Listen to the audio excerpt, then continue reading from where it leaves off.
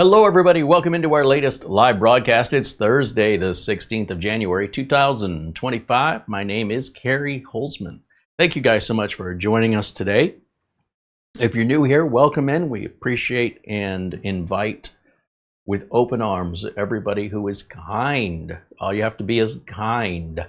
And if you are kind, just come on into our chat room and say hello while we're live. Unlike other YouTube content creators, we very much rely on interaction from our viewers. So if you're watching while we're live here, please jump in and say hello. You don't have to say anything more than that. We'd love to know that you're out there watching, and you'll be surprised at, well, just how welcome our community will make you feel, which will probably entice you to continue with, perhaps whatever follows hello, or perhaps not. It's up to you, but we would love to see you in there. Just be nice, that's all.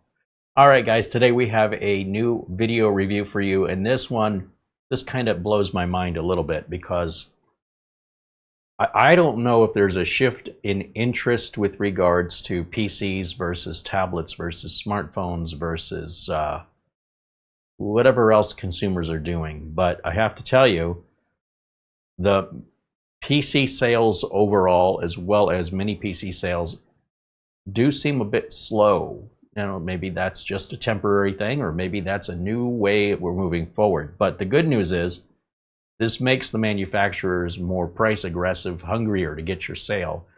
And they'll start making offers that, well, they're pretty hard to say no to. And I've got one such offer here in front of me.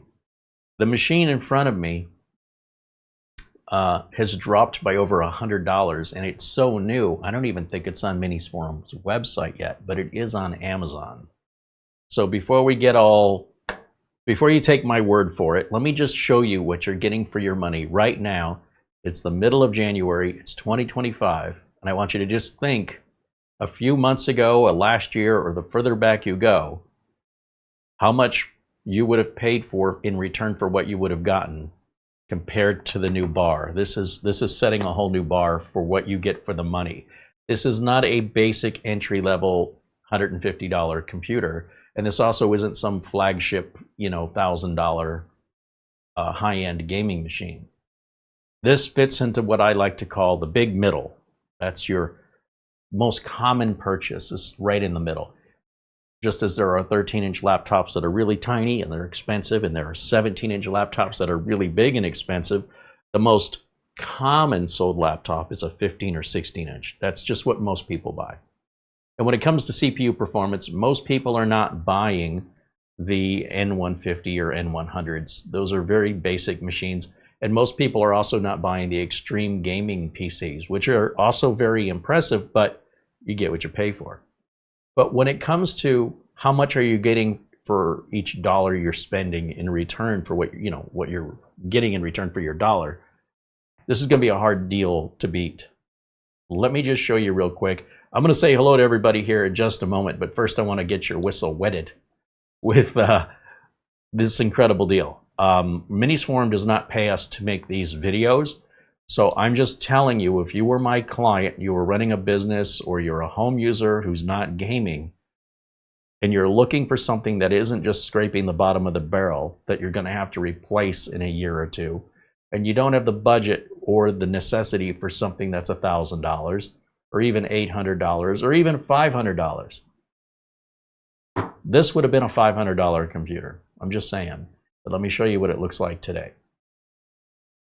Here's the Amazon page showcasing, whoops, bear with me for a second, showcasing the Minisforum Mini PC. The model is UN1250. This is a Core i5 1250p CPU. It's a 12-core, 16-thread CPU. It's got 16 gigs of DDR4 RAM with a terabyte of Gen 4 storage, SSD NVMe. HDMI 2.0, USB Type-C, DisplayPort, 2.5 gig built-in LAN, as well as wireless and Bluetooth, $299.99.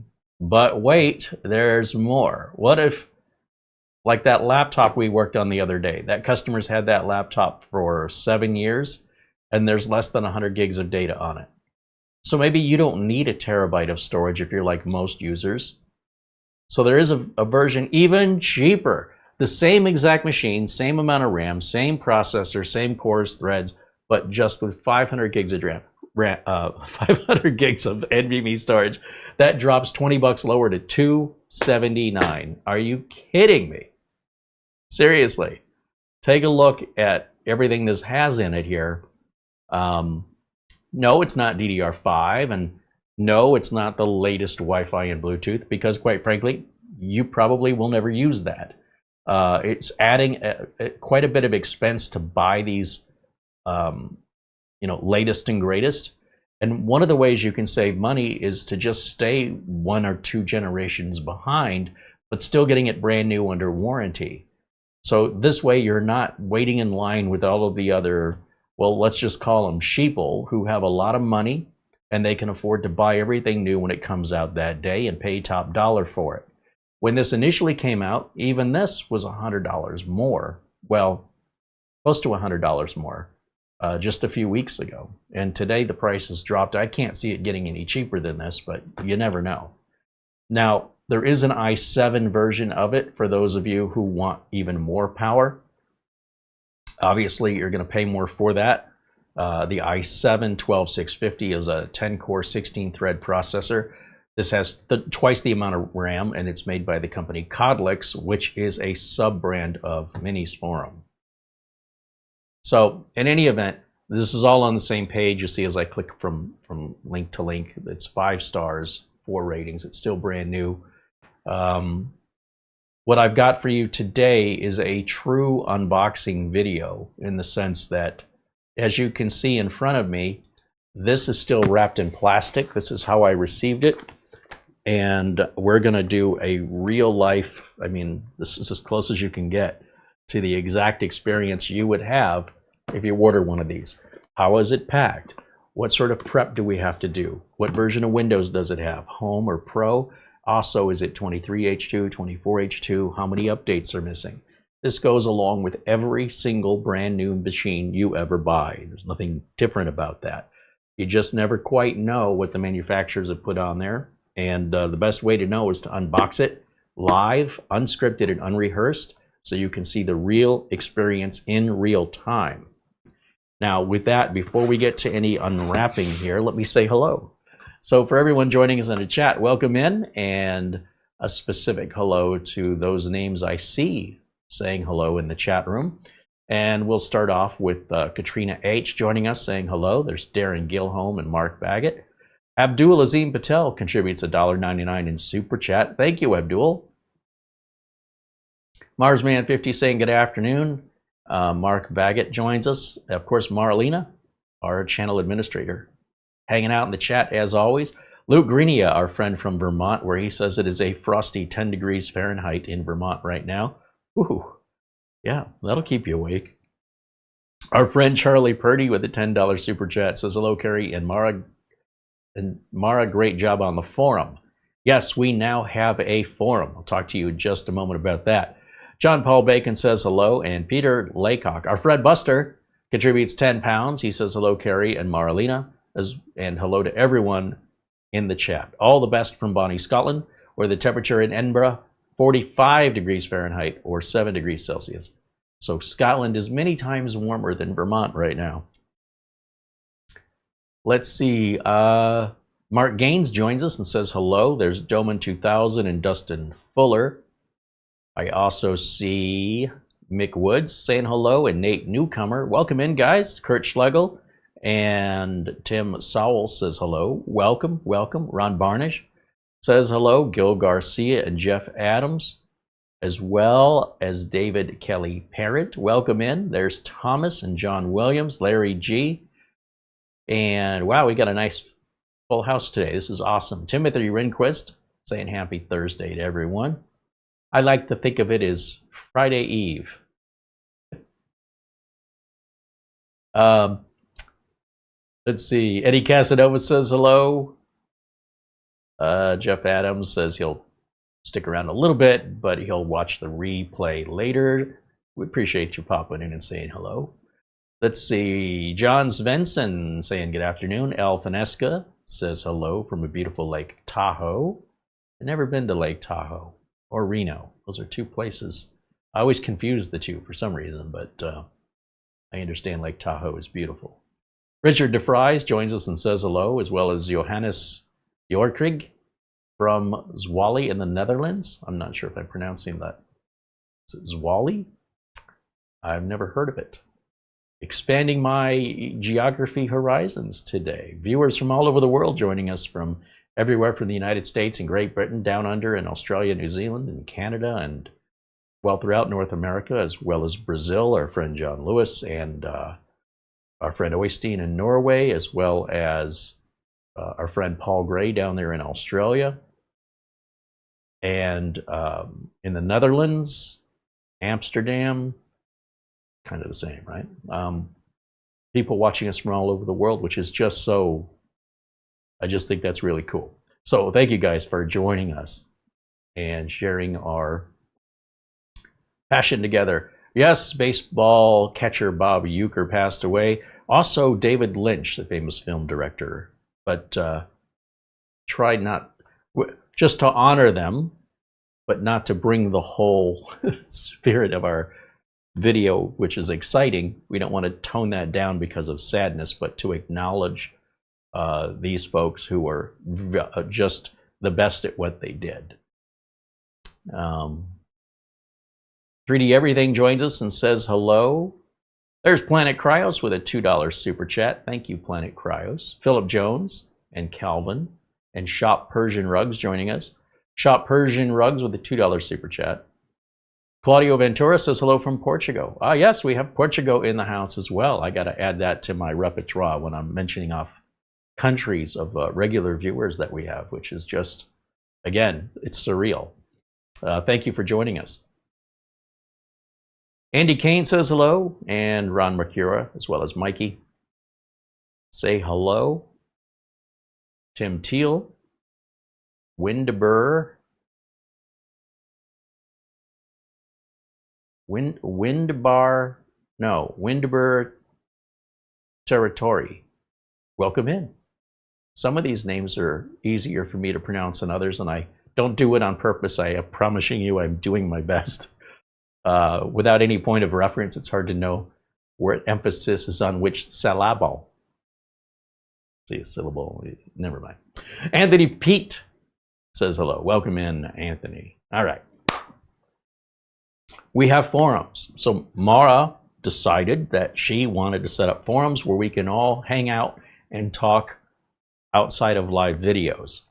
And it's all free. You don't have to be a member. Everybody's welcome to join as long as you express some courtesy to fellow board members. Just, again, we focus on the kindness. And the board looks like this, right? Where is it? Right there. All right. So up here at the top, you'll see it's careyholzman.boards.net. We have a link for this right in the notes below the video. It's free to sign up. There is no option for any money exchange or sale. All right. This is just literally intended to be a place where we can introduce one another, maybe share a photo of what we look like. Like when Buster sends us a picture of himself, not very many people do that. And so it's, I don't know, it makes me feel a little bit like I know him better, where you guys get to see and hear me. I can only at best see you. I can't hear you in most cases. And if you want to share a photo of yourself and kind of get us acquainted with you a little better, maybe tell us a little about yourself, what got your interest in computers, or if you're struggling with a computer problem, or whatever. We have forums for it. So you'll see here the board is general discussion, but once you sign up and create an account, you'll go up here as to register your account. It's all free. And then there are numerous other subjects for which you can post under that just aren't showing right now. I'm guessing because I'm not signed in. But you are all welcome to join us. We just started this off. We already hit off with a bang with, we already have 24 posts in like 24 hours, which is, well, maybe it's 48 hours, but it's a really nice way to start, some obscure forum that we've never had until the other day. So thank you to Mara for setting all this up, and please feel free to join us in there. Maybe it's 2 o'clock in the morning and you can't sleep and you want to see what... Click on general discussion. If I show you all the...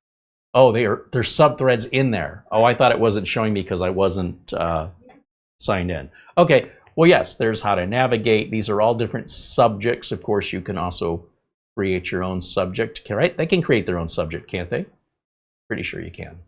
And it's also a great way for you to communicate with each other if perhaps you're making friends here in the chat room, but you don't feel comfortable enough giving out a private email address or whatever to a stranger online.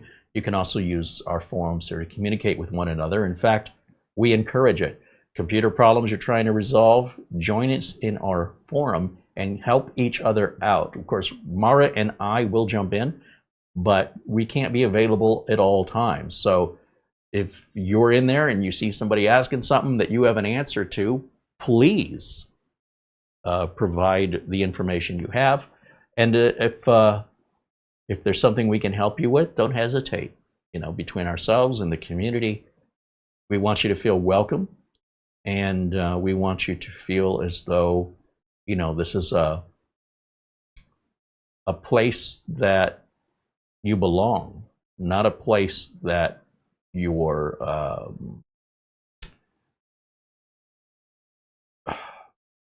where you're just another random user online that doesn't, you know what I mean? Like, I'm sick and tired of being treated like a number by so many businesses. I'd rather go to a small mom and pop place and give them my business, even if it costs me a few dollars more, because I'd rather support a small business. And then if you go there regularly, they'll start to get to know you. They'll, oh, hey, Carey, how are you? You know, that feels pretty good for me. It feels like I'm welcomed. Well, we hope you'll all feel welcomed here. That's our goal, not only by ourselves, but by everyone in the community. And if we find somebody in the community who is not being welcoming to others, well, they may not be a part of the community very long, because it's important that we maintain a safe space outside of the world of so much hate and there's so much judgment. We want to just have a safe space. And so that's our goal here. And we want everybody, regardless of age, gender, religion, ethnicity, knowledge, with a lot of knowledge, a little knowledge, none of that matters to us so much as courtesy and kindness. It's real easy to not say anything. So if you are going to say something, we hope it is in the spirit of friendliness, okay, or helpfulness in a friendly way. And we appreciate each and every one of you, and we really enjoy seeing just how much that's taken off already, and we'll love to see that grow as well. I just saw something here in the chat. Ah, yes, Planet Cryos with another super chat. $10, he says. We just set up our basement area for TV and gaming for the 10-year-old. Now I need an alternate streaming PC. I just replaced the backlight LEDs on the TV. Might get another 4 or 5 years out of it. You know, I did see Planet Cryos posted a video about taking the backlights out of his TV, and, you know, he's got his tester out and everything. And for me personally, first of all, great respect for that. Didn't even know he knew how to do that level of diagnostic. But for me, because televisions are so inexpensive and the new TVs are brighter with a better picture and they're cheaper than ever, brands like TCL are so inexpensive, you just go to the store and buy another one. I mean, the hardest part is disposing the old one. Now, obviously, if you can get something to work and you enjoy the process and you can get more life out of it and you're okay with whatever technology that was built on years before when you bought it, all the power to you. I just like to use it as an excuse to upgrade. You know, I don't want to just fix it. I want to make it better than it was before. Just like if a computer rolls in and it has a specific, you know, usually somebody will say, well, take that Dell laptop the other day, needed a battery. Well, let's check the SSD while we're in here. Let's clear out the dust while we're in here. Let's make sure all the updates from Windows and BIOS updates are in there. Let's delete all the temp files.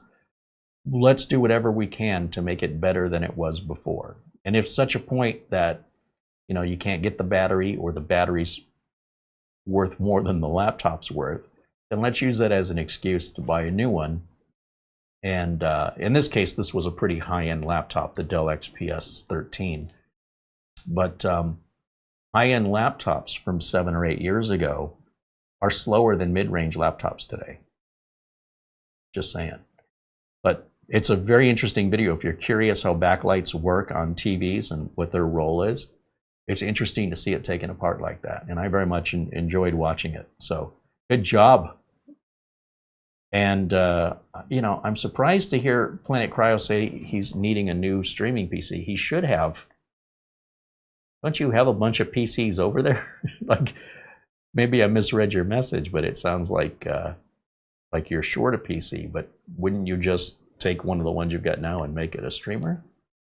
You know, that leads me to another experiment that I like to try, which is to see if we can stream from one of these mini PCs with the capture card that I have, right? Because the capture card has to go inside, but the capture card's bigger than these mini PCs.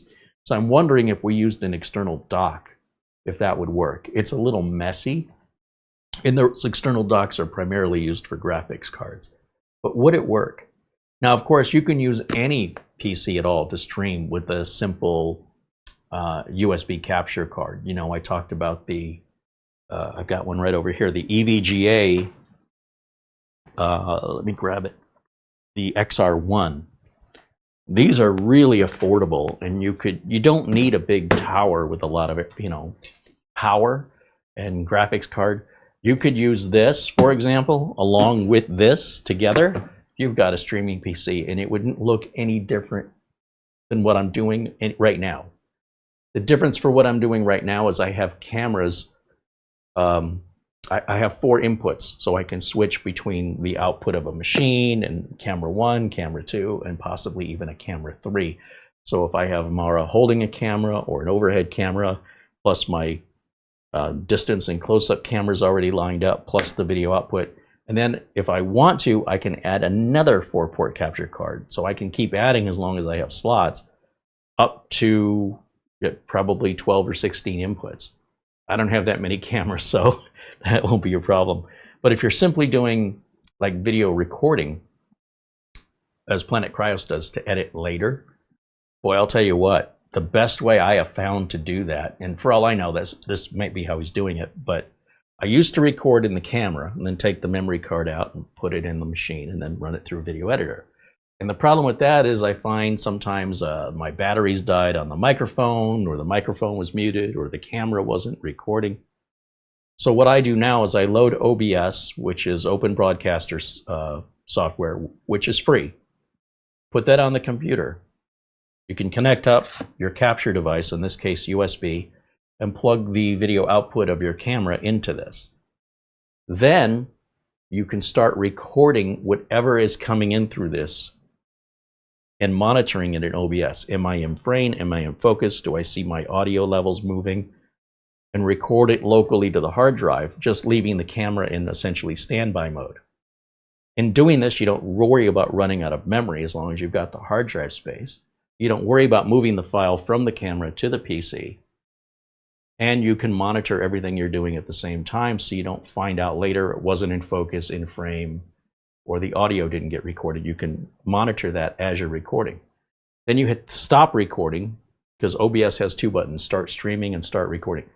Hit the stop recording button and it'll save the file, and then you can put that file in your editor on the same machine and edit it and publish it, and it's so much easier than the way we used to do things. And so if it's a little tip from your Uncle Carey.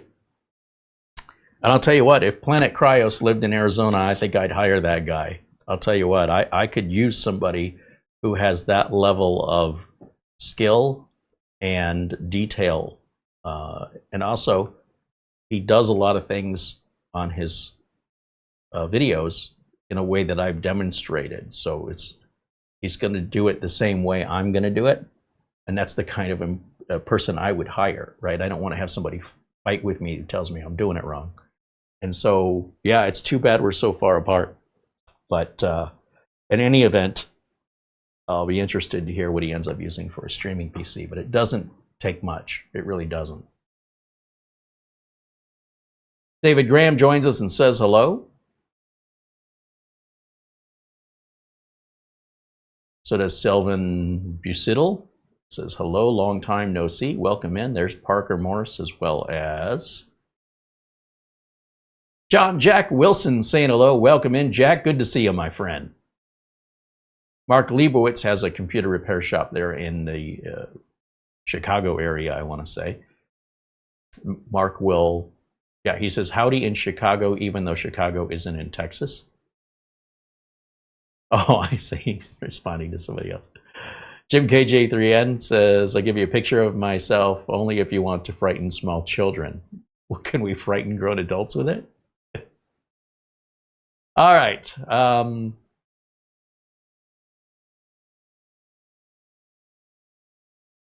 Planet Cryos with another $10 super chat says, more or less, yes, I have another PC. I just mean I need to set one up. Needs to set up a streaming PC. But it is fun to build another one if I need or want. Yeah, sometimes it is a matter of want more than need. What would I know about that? He goes, a mini PC works too. Right on. Well, thank you again for your contribution. And do check out Planet Cryos' YouTube channel if you're looking for more content that is tech related. Dushan says hello from Macedonia. Right on. Check that out. Jose Gerardo Alvarez says hello from Baja. I guess that's Baja, California. Jim KGN3's 1 2-port capture card and 2 USB cameras are all I use for my videos and streams. Great. Yeah, this certainly isn't the only way to do it, but just as an off-the-cuff, unscripted, let me show you how easy this can get without getting complicated. Most people streaming are using 1 camera. You don't need more than 1 camera card, capture card. Let's get the Minisforum UN1250 unboxed, and let's get this real experience here in real time. I've looked online and I did not find anybody else reviewing this. I saw somebody showing product images while talking over them, so they clearly didn't have one. And then I saw a YouTube short of somebody for like a minute and a half just kind of rotating it while they talked. So it doesn't really tell you anything about it as far as any demonstration, right? We can talk the talk, but can we walk the walk? Is it loud? Is it unsightly? Is it, we could sit there and look at it all day. It's like a car, but it's another thing to drive the car. So as far as I know, we're the first ones to give you real hands-on demonstration. And this is all unscripted. It's all one take. It's all live. So what we see, whether it's a mistake on my part or damage in shipping, it's all real and cannot be edited out. I mean, it could be edited out later, but not right now. Not while we're live. Again, it is the 16th of January, 2025, in case you're watching the video later. All right, so in the box, let's go back over to here. And Planet Cryos with another $5 super chat says, I use the dual recording feature on the camera just in case something happens. I'm starting to play around more with OBS. I use a few things at the moment. Also, webcams. If you're shooting with a webcam, obviously you don't need a capture card. You just plug the webcam in your USB and you skip the capture card part. But OBS is free, and recording live, not streaming live, but recording live in OBS rather than in the camera, it negates the point of needing to record in the camera. Period. End of story. So for me, it's a much better way to do things. So I learned that back when Mitch and I were filming the interactive PC build, and I was directing Mitch, and I would have Mitch do something, and then I would play it back. Then I realized I could watch Mitch do it live on OBS while recording it on OBS instead of moving memory cards back and forth or hooking up USB cables to move the video files. And that moved our production schedule up much, much faster. And then I got to be Mr. Creative, never happy, and had Mitch do it 6 different ways, which took us forever to get anything done, but that's on me. But I could watch, I could have, say, Mitch reading the lines I wanted to read. Well, I've got a monitor right in front of me, and I can say, are you ready? Hit start recording, and then I say action. And then Mitch does his thing, and I can watch the audio, and we can do short clips so he doesn't have to memorize 3 pages of dialogue. He can just memorize a few lines, and then I can make sure we've got that good instantly as he's doing it. I don't have to play it back. I can see the audio levels. I can see we're in focus, and then we move to the next thing. And then later, I just edit all that down, and I don't have to worry about any of those technical problems. I'm telling you, I was really kicking myself in the butt when I figured that out. And we've been working that way ever since. So, while I don't do many scripted videos these days, they're very slow, takes forever. I'd rather just present to you live, and I can put out 2, 3, 4 hours a day versus a half an hour once a week or twice a week. So I can get you far more content far faster by just leaving it live, and that's what happens because there's so much information that I have to share with you. If I were editing and recording and editing videos, I would fall so far behind, and by the time the video would be released, the information is at least a week old. So anyway, that's why I do it the way I do it. Let's see. Mark Gaines with a 10-pound super chat says he gave the Project Zero build to his son for Christmas, and he loves it. So now I'm building another one. I love that so much. Let me do you a favor. First of all, that's a great gift. And second of all, it's a great excuse to, well, I guess I have to go buy some parts and do it again. I love that. That's a win-win for everybody. Okay, let me see if I can jump over to camera 2. I don't know how that's lined up yet. Not getting a camera 2. How about the close-up camera, Carey? There it is. Okay, so here's the box. This is exactly the way it ships from Amazon if you decide to order it from Amazon. So you've got your standard cards we've seen in all the Minisforum and Codlex PCs. And then there's going to be plastic wrapped around this. I keep talking about when you see a content creator making a video review on something and they are not pulling the plastic off, that means they've already done some work on it off camera. And all they have to do is tell you that. But many times they go, you know, oh, this is brand new. But in fact, without the plastic being removed, they've done some prep work off camera, or they got a used one, right? So I just sometimes, most of the time, the content creators don't tell you this, but it's something you have to watch for. Because if somebody tells you, this is brand new and I've never used it, and yet it doesn't have the plastic, there should be an explanation for that. If they don't explain that, then I don't know how much I trust all the other information. On the front, we've got 2 USB type A's. We've got an audio jack there for headphone and microphone, power switch. And it looks like there's a little dynamic microphone there and a CMOS reset there. Coming around the sides, it's just vents so the thing can breathe. You can tell from the thickness it likely will hold a 2.5-inch drive, but I don't recommend putting any internal 2.5-inch drives in a mini PC due to the heat confinement in such a small case. Plug in a USB external drive. It's far less invasive, generates less heat. It's easier to replace and move around if there's ever any trouble. Just because you can do something doesn't mean you should. Now we'll open it up and verify, but just based on the thickness, it looks like it would take a 2.5-inch drive. We come around the back, we have a standard barrel power connector right here. We have our HDMI port along with a Type-C USB right above that. This is our 2.5 gig LAN right there. This is our DisplayPort and then 2 USB 2s. And what appears to be here a Kensington lock. And that's a steel cable that locks in that you can buy separately. You go on Amazon or wherever you want to buy it. And then you can wrap it around a table leg or something that if you're worried about somebody stealing it. But, you know, in comparison, just to give you an idea, this is the capture card. And this is a whole PC. I mean, this just does one thing. And this does whatever you want it to do. And look at the package size difference. I try to give you some perspective as to size. This is a little Gatorade, not a full size. This is just a, what size is this bottle? 12 ounces or 355 milliliters. It's about the size of the fluid of a standard can of soda is what it contains. It's a little bit taller. But overall, that gives you an idea of just how small these are. If you've never seen one in person, or if you think, well, because it's so small, it can't be that powerful, just wait. The rest of the box, we have to remove this piece here. And we should have a little cardboard piece that we can take out. And inside we've got a power brick.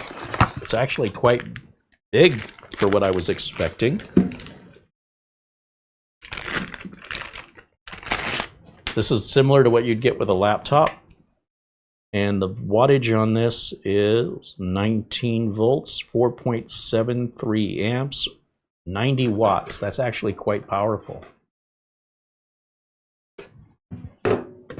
Also in the box, you have your, in this case, US power plug. This is a 2.5-inch SATA plug. So yes, you obviously can, as I anticipated based on the thickness, can add a 2.5-inch drive and not follow my advice. They'll let you do it if you want to do that to yourself. If you're not adding a 2.5-inch drive, you don't need this. So it's not pre-installed. You have a short HDMI cable here.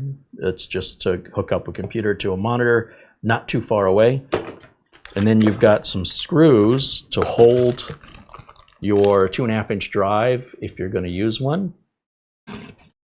And then you've got a VESA mount, and this is used to attach to the back of this computer so you can hang it behind the monitor or hang it on a wall or wherever you choose to hang it.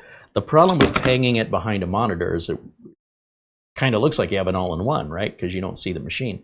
But trying to access any of the USB ports would be a challenge unless you put some kind of extension or hub on it, which then, I don't know, less appealing to me.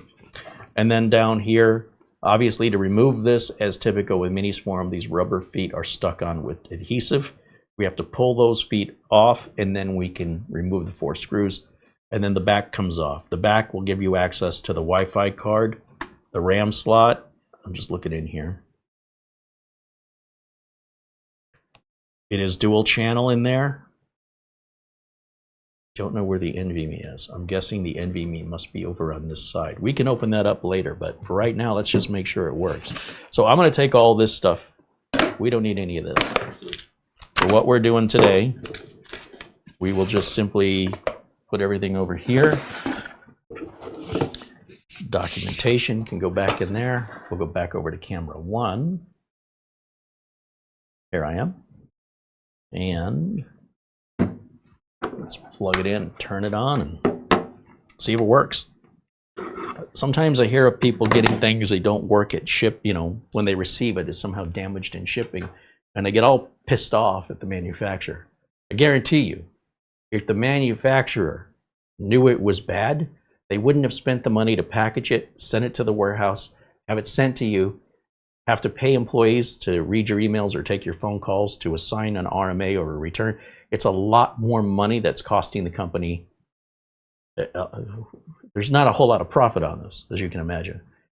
Company does not want you to have a bad product, but they can't control if the shipper, who's ever delivering this package anywhere in the chain from when they made it to when it got to your front door, if they're simply kicking the box across the ground or trying to make a 3-point shot from the truck to your porch. I've seen it all. Just look on YouTube and there's plenty of demonstrations. The good news is that's not normal. It can happen. But don't think for a minute that the manufacturer sent you a bad machine. That doesn't make any sense. It's under warranty. So it's not like, well, it's your problem now. No, no, it becomes their problem. And it's cheaper for them to handle that problem before it leaves the factory. And the issue is if somebody does get a machine that's not working, they'll often be the loudest on the internet, which might give somebody seeing that content the impression to stay away from a brand when the problem is that particular delivery driver who delivered it or some delivery person in the process. I want you to just keep that in mind, benefit of the doubt, because otherwise these companies would not be able to stay in business. The warranty cost alone would just close them out. All right, so I'm going to just grab a standard PC power cable, which I don't need to use the one in the box because it's just the regular one we use on desktops. I like that. I also like that it's not a big wall wart that's going to take up a lot of space, covering up other plugs on the surge protector.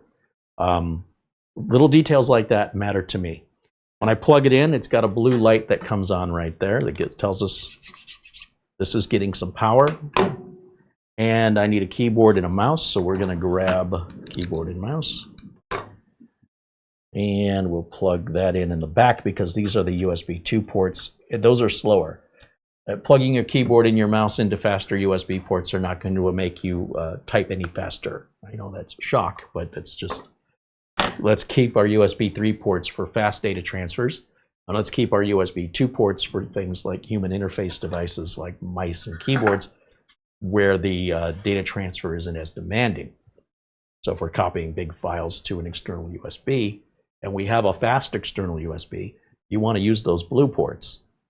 Otherwise, you're not taking full capacity of what the machine can do, and you're not taking full capacity of what the USB drive can do if you don't plug it in the wrong. If you don't plug it in the right port, it's only going to go as fast as the port allows. The port will only go as fast as the drive allows. So if everything's at the same level and they're plugged in together, you get your best performance and the best bang for your buck if you use it right. Some people pay for giganet. Some people pay for gigabit internet service, but they don't have gigabit capable computers, and they don't even know it. They're paying for something they're not fully utilizing. Cable company doesn't care. Your ISP doesn't care whether you're getting 300 megabits a second or 1,000 megabits per second. As long as you're paying your bill and you're happy with your service, they're not going to make sure you're getting the full 1,000. So, just things to keep in mind. All right, so we've got keyboard, mouse, power. I also need an HDMI plug, and then that goes into our previously mentioned capture card. And now I'm not going to plug any internet into this yet because we have to go through our out-of-box experience. Now there's other ways around creating a Microsoft account, and there's nothing wrong with having a Microsoft account. In fact, I would encourage you to have one for backup purposes, and Microsoft OneDrive and things can make your life a lot easier. However, I build customers' systems, or I build systems for customers. I can't have my login credentials on my customers' computers. It's unprofessional. It's as far as the data goes, it's unsanitary. So for me, I always log in with a local account. My customers can choose whether or not they want to log in with a Microsoft account.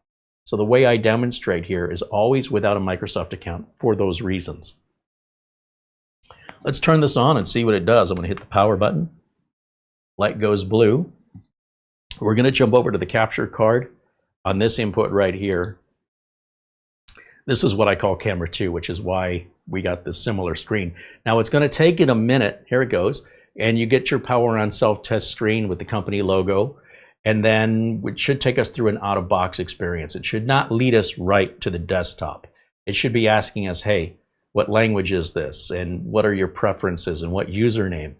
Sometimes we've seen some mini PCs from some shady manufacturers that already answer all of the license agreements on your behalf, which is against Microsoft terms of service. And it also has to make you wonder, what else did they put in Windows?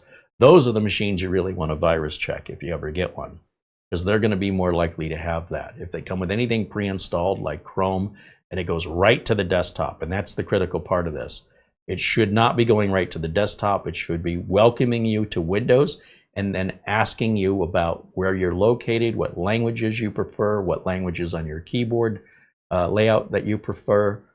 It should be a brand new experience, right? Tailored to you.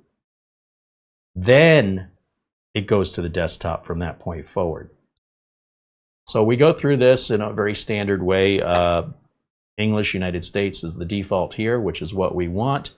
And we're going to choose United States as our country or region. Once again, with the keyboard layout being in the US, that's the default. I say yes and skip any second keyboard layout. Again, my customers can do that themselves.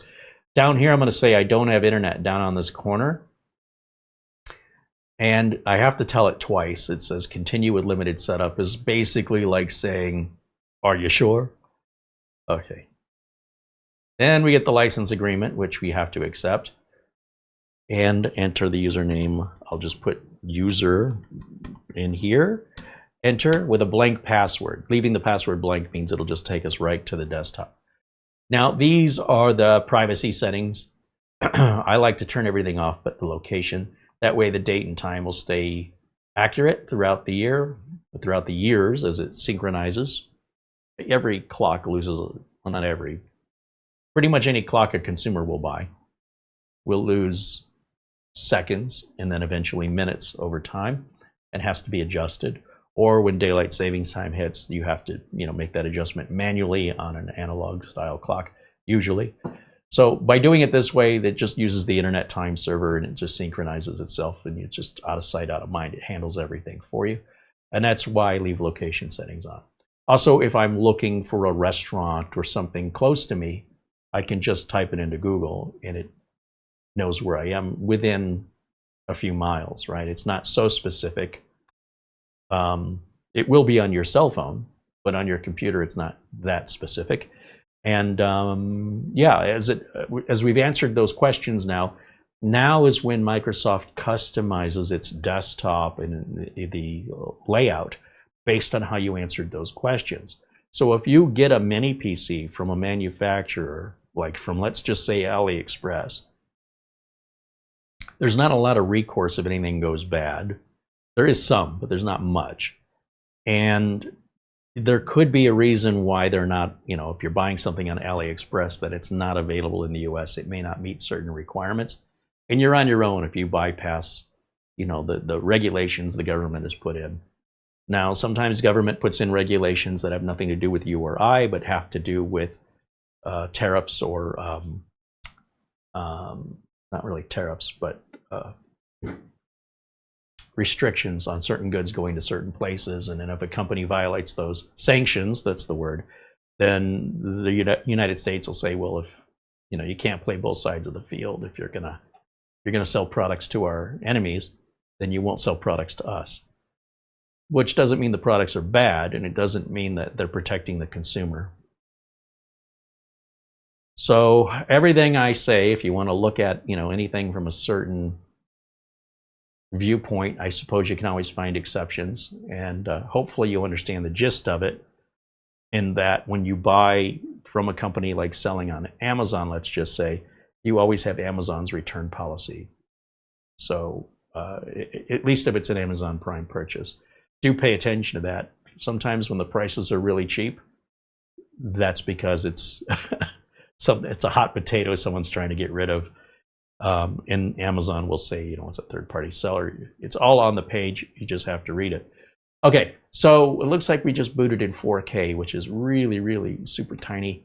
Let's see a few things here. First of all, let me see if I can adjust the size of the icons here. I need by scale at about 250% at 4K. That makes it look more like 1080. That's easier for me to read. We'll right-click on the Start button. We're going to go to System, and we can verify what we've got in here. This is a 12th gen i5 1250p. It's idling at 1.7, but it will turbo up to 4.4, I believe is what it is. We have 16 gigs of RAM, which, looking through the holes in the bottom, looks like 2 sticks of 8 that are DDR4. This is Windows 11 Pro, not Home. Windows 11 Pro. 22H2. So that would tell us we're 2 versions behind, 23H2, 24H2. So this may be that it's a closeout. Maybe that's why it's so cheap. It's still brand new, but we're up to 15th gen right now. If you want to buy the latest and greatest and spend 3 times more, you can. If you need DDR5, you would not notice a difference in DDR5 on a processor of this frequency and ability. So it would just be wasting your money. Just so you know. You might say, well, that's not the latest. Well, the latest wouldn't help you, because this would be if you put DDR5 in this couldn't take advantage of it any more than it's already doing DDR4. You've already hit your limit. That's it. So when it comes to that, that's not necessarily a bad thing. This is what's going to keep from nickel and diming you over ownership. You can just leave this exactly the way it's configured and not have to worry about doing upgrades. Now, Minisforum often does sell bare bones versions of their machines. I don't know what you can get at this price point bare bones. That might be a little newer, but then you'd have the added expense of buying your own RAM, buying your own storage, and providing your own operating system, downloading the drivers, and doing all that work. This is a ready to eat out of the package, you know, expression, ready to eat, meaning it's plug and play. You take it out, it's ready to roll. We've got our 1 terabyte drive here. If we go to properties, we can see who makes it under the hardware tab. It's a Kingston. That's typically what we see in these. Kingston makes these drives very inexpensive for manufacturers. So you're not going to get a really fast drive, but it's also not a really slow one. Usually what we find on these Gen 4 Kingstons is they run about, on the low end, they'd be running around 3,800, and on the high end, 7,300 megabytes per second. This should fall somewhere in the middle, around 5,000 if it's working properly. We have seen some Kingstons that weren't working properly, and when presented to the manufacturers, they almost universally just replace the Kingston drive with the exact same one that runs at the 5,000 speed they likely are going to run at. You can buy faster Gen 4 drives and upgrade, but they generate more heat, and you need to keep in mind, how much heat are you putting in this little tiny box? And how many milliseconds is that actually going to make in real life usage? Probably not noticeable. It's a symptom of human behavior I call chasing benchmarks. It's nothing the business world typically does unless there's a very specialty application where those milliseconds can be adding up to dollars, and those dollars add up to be thousands of dollars. Then it makes sense for your IT department to focus on that. But otherwise, usually the slowest point of the computer is the end user. That is usually the case. Well, you're waiting to type, or maybe you're speaking to it, waiting for it to dictate. The length of time it takes you to speak, the computer could already have a task done. The length of time it takes you to type out a sentence, or even 2 words, the computer is already done. So that's why I say for most people, it's the people we need to upgrade, not the... It's sort of like somebody wants the fastest car they can buy. And it's, in my experience, when I'm out driving around Phoenix, the people who own the fastest cars, when they get out of the car, they're really slow. They move about this fast. I see a lot of, and no offense to anybody, I'm just saying, Corvettes are a lot of money, and sometimes, you know, we might want a Corvette our whole life, and finally, when we retire, we get that dream car we've always wanted. So if you're ever driving next to a Corvette, what do you think the odds are it's a gray-haired old man driving that car? That gray-haired old man wanted that car his whole life, and he finally got it. That is a fast, nimble car. But the old man, not so much. Right? Sometimes the littlest people want the biggest cars. Big lifted truck, and a little 4-foot woman comes out of it. So I see that with computers. I see people going just way over the top. And they couldn't use all that power if they wanted to, other than running benchmarks on it. That's pretty much the most difficult thing to ask the computer to do. Now, if you've got the budget and the time and that's what you want to do, I have no problem with that. It's just not a practical thing to do. And this machine here, what I like about it so much is it's a very practical machine that is a bargain of a price. You're getting so much for your money. I challenge you to find any computer that meets or beats these specifications at this price from any manufacturer. Show it to me, because I'd love to see it. Again, Minisforum isn't paying me to make this video. I'm simply advising you as I would advise a client. If I think something is junk, or if I think something should be avoided and for what reasons, or I think it's not a good value. This came up earlier. Doug Betts, our friend on Live Windows Training with Doug Betts, was asking about the Samsung 990, and he thought that I like Samsung. Like, don't you like Samsung? And I said, well, I don't like everything just because Samsung makes it. I wouldn't buy a Samsung refrigerator, from what I've heard. I've never owned one, but I wouldn't buy one. And, you know, I like the Samsung 970 EVO and the EVO Plus. I like the Samsung 980 Pro, but not the EVO. And I don't like the 990 at all. It's just, to me, a terrible price proposition for a feature and a benefit that I don't game. So, you know, having something run Gen 5 times 2 instead of Gen 5 times 4 doesn't make any sense to me. And especially the price Samsung wants, especially when it came out, was so much more money than their competitors. So there are some manufacturers like Western Digital's another one. I don't like any of Western Digital's NVMe drives save for one. the SN850X.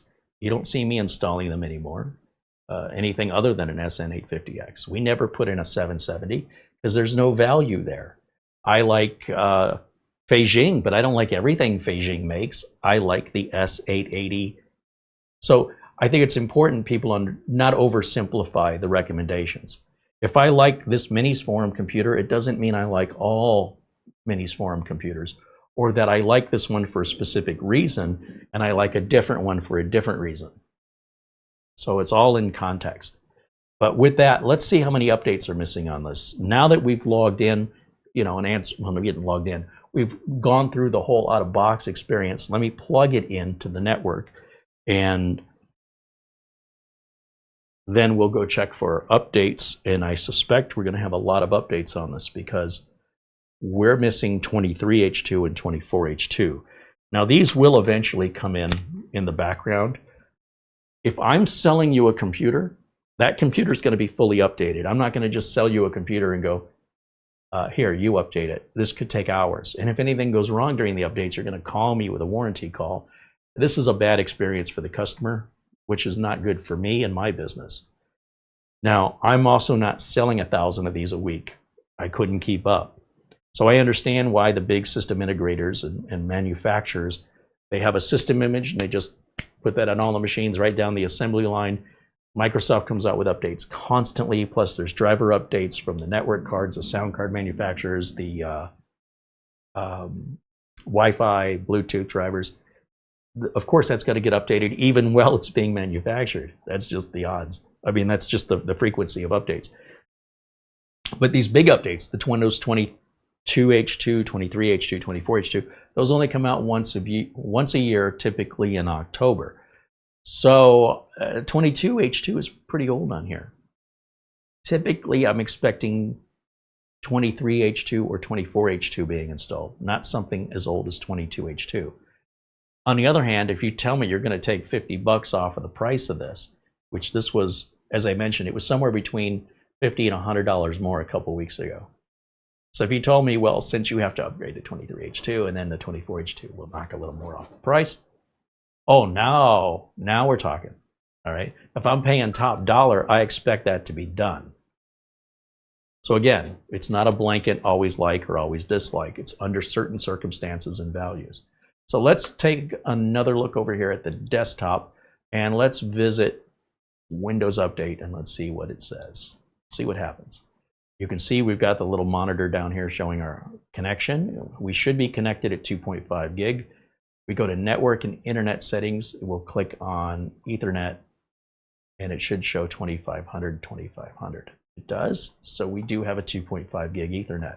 We can look in the Device Manager and make sure that there's no missing device drivers from the manufacturer. That's unacceptable.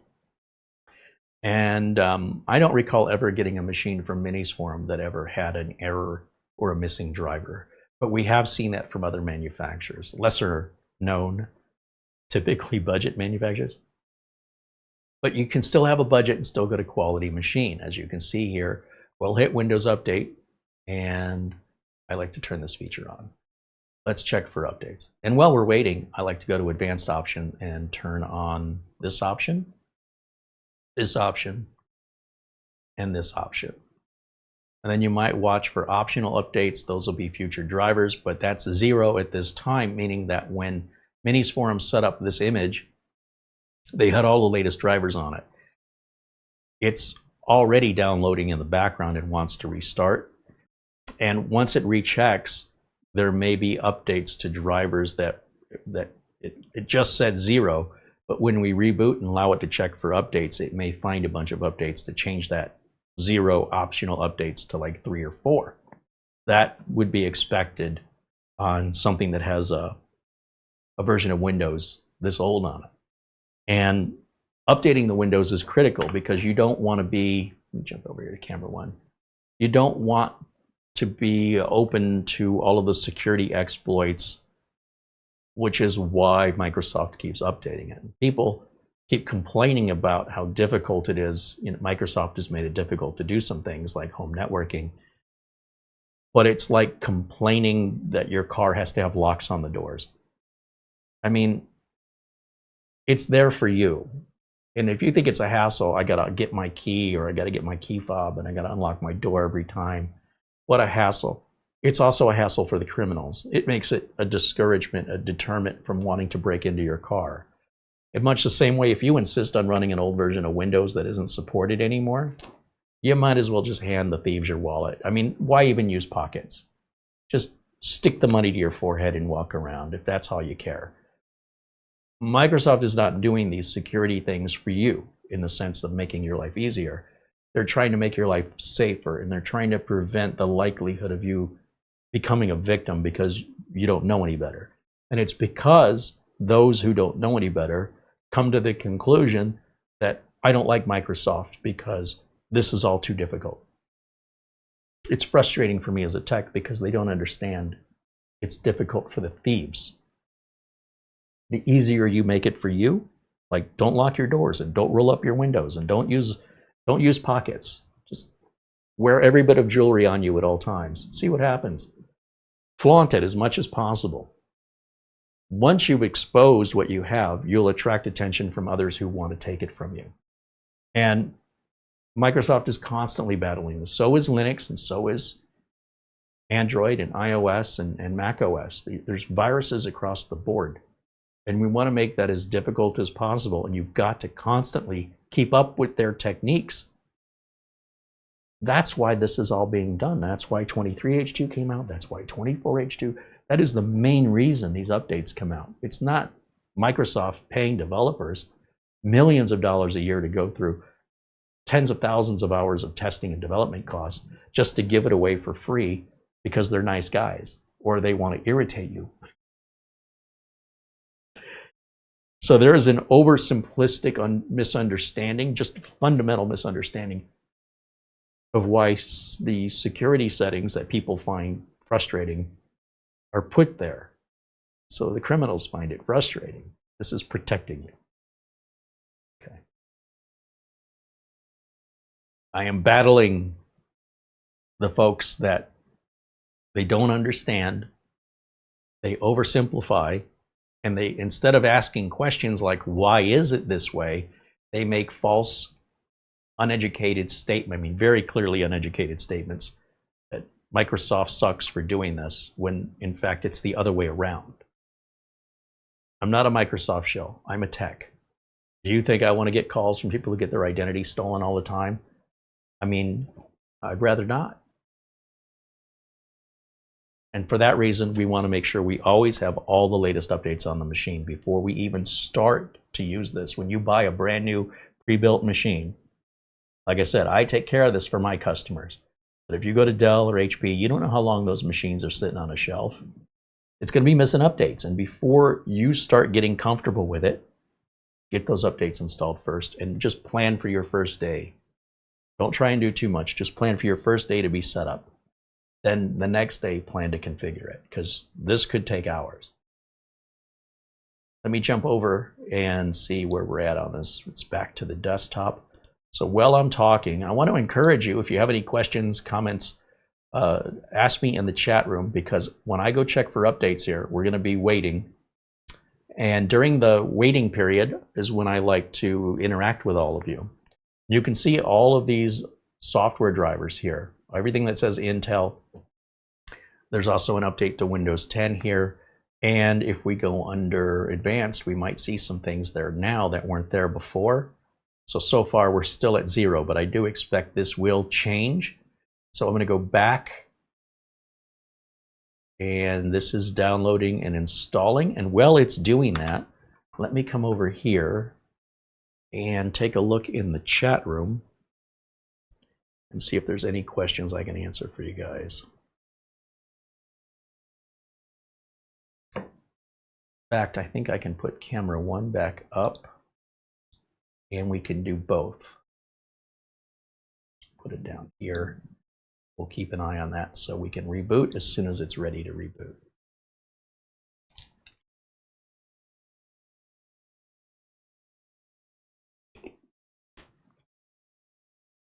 Fred Vandermeulen said that if you had a dual SSD, Windows 10 and Windows 11, do you also need 2 protection? Yes, yes. That's why one of the reasons I discourage having dual boot. Number one, you should have no reason for it, right? Anything that runs in Windows 10 is going to run in Windows 11, but then you've got to do twice the updates and twice the maintenance and twice the antivirus and twice the cleanups. It's doubling the amount of work it takes to maintain that computer. So unless there's a really good reason, and I mean a good reason, my advice is one operating system per computer. If you must have a Windows 10 and a Windows 11, I strongly advise you buy an older computer for Windows 10, use your newer computer for Windows 11, and that way if one thing breaks, both things don't go down. If your Windows 10 computer breaks, you still have your Windows 11 computer. Or if your Windows 10 computer gets a blue screen, bad driver, virus, whatever, you've only temporarily got it down, versus if you put all of your eggs in one basket. Lost my voice. All of your eggs in one basket is an expression for a reason.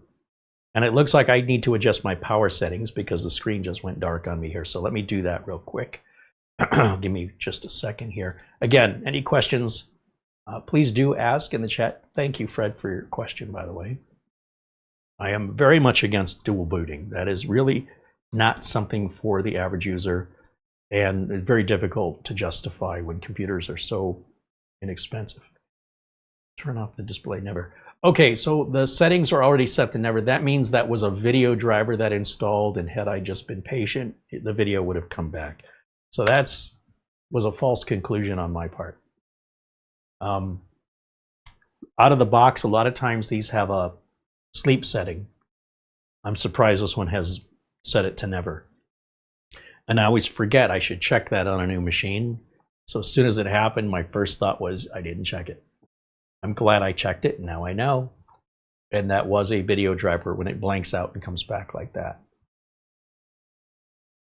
Which is to be expected during a Windows update, by the way, not just in general. It should be happening when an update's happening, if that update involves the graphics card, which it likely just did. Okay, let's see.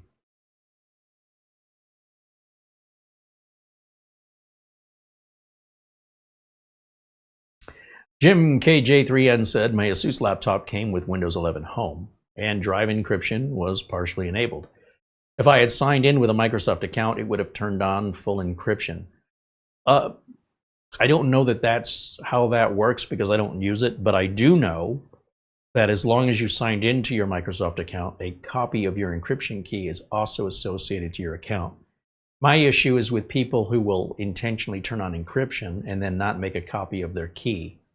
And at that point, when things go sideways, they pretty much lose all their data because they've locked themselves out of it. These defaults are there again for your protection, and the Microsoft account probably doesn't turn the encryption on until it knows it's saving a copy of the key, which it can't do without a Microsoft account. Like it can't know that you did it. For all it knows, you clicked OK and never really followed through. So again, Microsoft is protecting you here, whether you like it or not. Also, somebody of that knowledge level that would be aware of their encryption, as most customers are not, would know enough to turn it off, to go and check and make that decision knowingly and willfully versus finding out after the fact. But again, so long as you have that Microsoft account, your encryption key is backed up whether you like it or not. And that has saved the bacon of many of my clients who use Microsoft accounts. So it's, well, it may be painted in a negative way from one person's perspective. It's painted in the best thing since sliced bread from another person's perspective. And from my perspective, it's just type the word encryption down in your search bar and see if it's turned on. I mean, it's not rocket science, and choose whichever you prefer. Nobody's a victim of any default settings unless you're just not educated to know to look for them, or you don't care, in which case it's not a point. I'm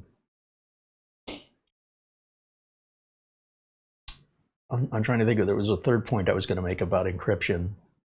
You don't know, you don't care, or maybe just you do care, but nobody made you aware that this is something you need to check on a new machine. Now, if you build it yourself, you know, these are settings that one would expect a system builder to customize and choose their preference no differently than you would any of the other Windows settings. I don't know why we focus on one setting and not all the others, but it's whatever any particular person finds annoying to them that another person finds as life-saving. So I don't necessarily agree with the perspectives of some viewers. However, I don't make my living from people who, generally speaking, have the level of knowledge that they wouldn't need to hire me to begin with, if that makes any sense. So they often will care about things that I don't, because it doesn't play a role in my day-to-day business. There are always exceptions, but I don't paint that as being a positive or a negative thing so much as a thing. So for better or for worse, it's just really how you choose to look at it.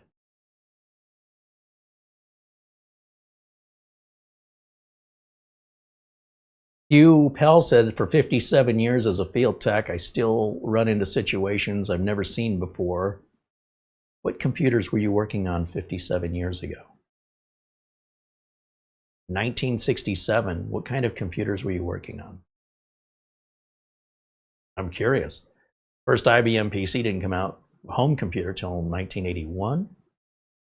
So those are what we work on, evolutions of the original home computer. Anything prior to that would have been, you know, Atari, Commodore, Apple, Zenith, Sinclair, Timex, which are very different animals. And then if you go back even before that and you get into System 36, System 34, those are very different animals. So it's like saying, you know, I used to work on horse and carriages and now I work on automobiles, and boy, has it changed. Like, these things don't, they have wheels, but what did you work on 57 years ago that was a computer? And what relation do those computers have to home computers? Because I'm confused. I've been in this business since 1602. I have to tell you, a lot's changed. I don't think it's the same business.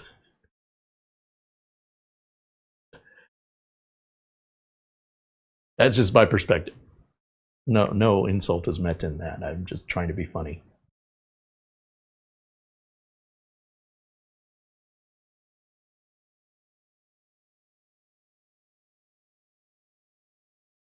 Old Man 55 said mine was 1980 CNC mills. Yeah, that's not even close to what we're working on the last 30 years. I mean, I'm sure there might be somebody out there that does that, but that's not a very common position that's anywhere near the amount of people needed for IT support in corporations and businesses and homes. Mark Leibowitz said, I've encountered one reason for dual booting now, the need some people have to show off, but I can't be bothered with that one. Well, you know, so Mark runs a repair center, or he runs his own repair shop in Chicago.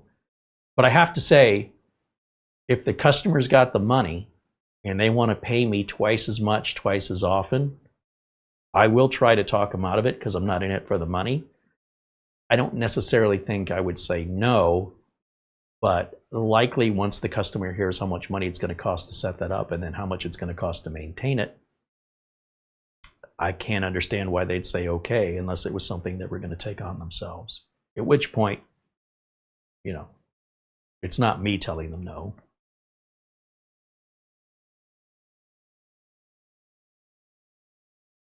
Fred wants to know, what was your favorite PC that you built?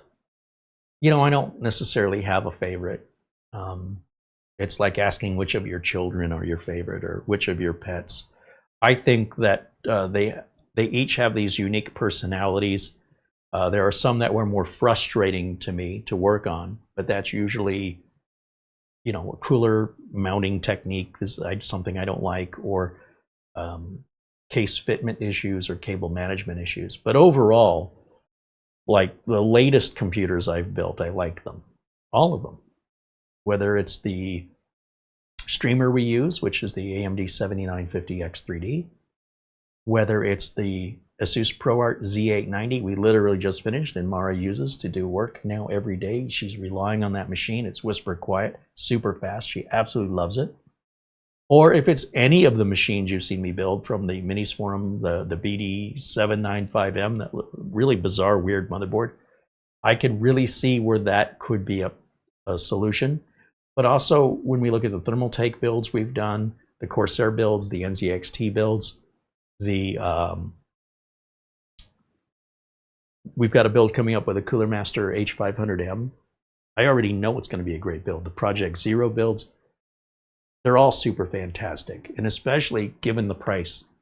You know, even looking at the Big Beast build, that was a 29-hour build video. That's 1 day and 5 hours to build this system that Doug Betts has and has paid for. It's his computer that he uses for streaming. It's 2 systems in 1 case. And that was a day and 5 hours. Like, if you played every video back to back, including the interaction I'm having with the audience, which makes up probably 60%, that's still a massive amount of investment in labor to get everything pieced together. Plus, you have almost quadruple the cable management in a system like that, because of just the fans in the front alone are 2 cables each times like 8. Plus, there's like another set of fans in the back, plus your cooler. Yeah, there's a lot of cable management in there. But when it's done, it's not only stunning and unique, it's also very, very fast, extraordinarily capable, and will likely be capable for Doug until 2037. You know, like, that computer is going to last a very long time. And in between now and then, somebody like Doug, who's really into tech, might want to upgrade it just because he can. But even now it would be too soon to upgrade that, because it's such a powerful processor we put in there. To get something equivalent would be a shame that he didn't really get to fully utilize the investment he made. So if I were Doug, and what I would do is I would leave the machine as is until such a point that there is a chip and motherboard worthwhile, as a worthwhile replacement to the main board. Now, on the micro ATX side of it, the small secondary board, that's less important. But even that is still, I think, 12th gen, just like this brand new machine is. Like, somebody would be buying this, you'd expect to get at least 6 to 8 years out of this. So even that, I'd go 5 or 6 years before I would even upgrade it to make it worth my while financially, that I got my money's worth before I switched it. But he wouldn't need to switch it because it failed. He's not going to need to switch it because it won't do something. He'll just want it to go faster or have more storage. That's pretty much, or just because he wants to. And that's the beauty of the systems that I'm making, is you have all of these options where you're not forced into a replacement, not usually, in that all the parts are modular anyway, and you can easily shop around for not only replacement parts, but upgrade it at the same time if something breaks. No matter how well you build something, you can't prevent somebody dropping it, spilling something on it, clicking on a link they shouldn't have clicked on, or even a power spike from a weather event or a car crash that hits a power pole. And then all of a sudden everything plugged in gets a big old shock and damages it. That's not a fault of the builder or the parts, but it's rare. It does happen, but it's not normal. It's like most of us probably won't experience that. And if we do, not more than once. Unless you live in an area where that kind of thing happens often, which in 2025 in America, not quite sure those areas exist anymore. And if so, it'd be pretty rare that you even live there compared to the rest of the population. So, you know, with all things, there's no absolutes, but the exceptions are so minimal as to not have to worry about it. You know, wouldn't be anxiety. Wouldn't need to prepare for that outside of just regular backups you should have regardless. There's our friend Mitch Morrison. He says, why did the lion cross the road to get to the other pride? Oh, man. Mitch will join us in the chat from time to time and share with us a terrible dad joke. And I sometimes feel a need to respond with a terrible dad joke of my own. So, do you know why people do not eat clocks? It's too time consuming. Okay. Wah, wah. This painful joke was brought to you by nobody. Who in their right mind would sponsor that? Was it the one I heard the other day? Do you know this pen writes upside down? And a bunch of other words. All right.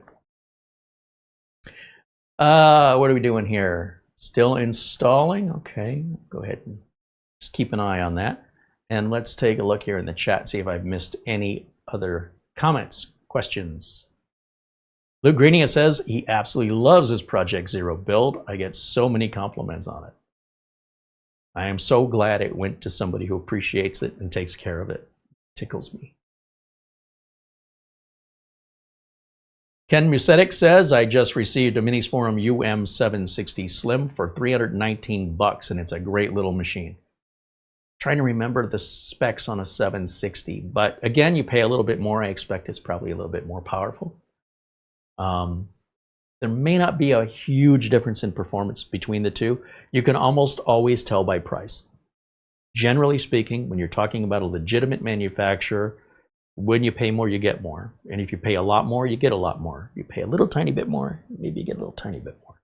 Unless something's on sale, limited edition, things of that nature. Limited editions can be very expensive because, you know, it's got an Avengers logo, you know, it's got some trademark logo that they have to pay licensing on. And some people see value in that. Other times you might have older inventory or sales, which will make the product sometimes cheaper than it costs to manufacture it, but they don't usually sustain that very long. If you can get in on one of those deals, you get a really good bargain, potentially. But if you can just go to the site like Amazon and just buy this, and you don't need any coupon codes, and you don't have to worry about, you know, any sort of dance routine that has to be followed for you to get, give us your email and sign up for our newsletter and do this and do that, and in return, then we'll give you that.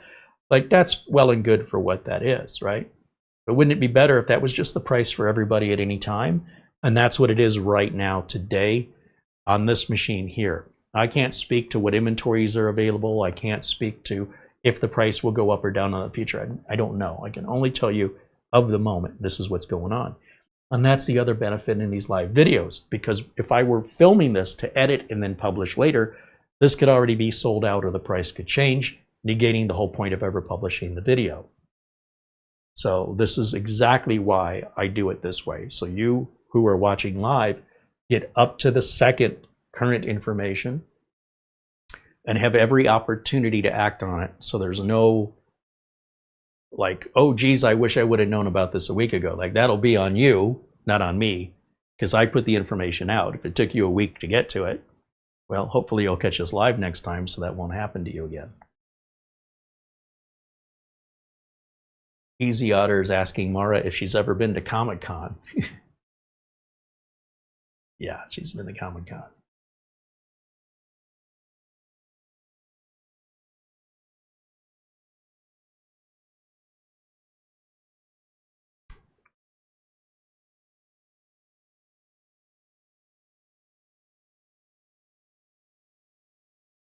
Stan said he worked on a CP967 general purpose computer used in the United States Navy sat-nav system.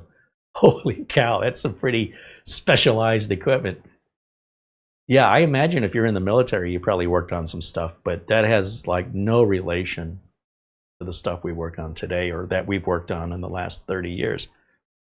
But it's interesting to me, like I say, because you can say tech, but what a tech was in the 60s is very different than what a tech is today. Like in the 60s, you needed to have an academic education. Today, you just call yourself a tech. That's your qualification. Anybody can literally say I'm a tech. There's no degree in it. There's no required certification. And the public is not aware of any household certification to look for when looking for a tech. If you said, hey, I'm A+ certified, the average user doesn't know what that means. That's completely valueless to them. And if you know what A+ certification is as a tech, you know that's pretty much that means you know how to turn the computer on and plug it in. That means you have the very lowest baseline of knowledge. So I don't give it much credence of importance. But how do you tell the wheat from the chaff? If you're an employer, you might require an A+ certification to be considered on for employment in a tech department. Because so many people claim to be techs, you don't want to hire somebody who speaks all the right words but just can't perform. And the A+ may be required by an employer to at least reassure them that you have at least the basics. Peter VZ with a €1 super chat. Thank you, Peter. David Graham with a $2 super chat says, it's dinner time and my sister's birthday today. See you later. Well, happy birthday to your sister. Enjoy your dinner. Thanks for hanging out with us. And thank you for the super chat. Phil Stodd said, after World War II, you'd be an electrical engineer if you sold light bulbs. Yeah, well, that's funny because it's probably true.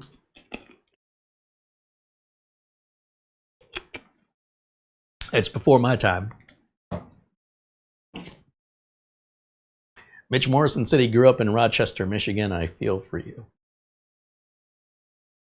I think one of the wealthiest people in the United States from Michigan, and specifically from Rochester, but just Michigan State, is Madonna.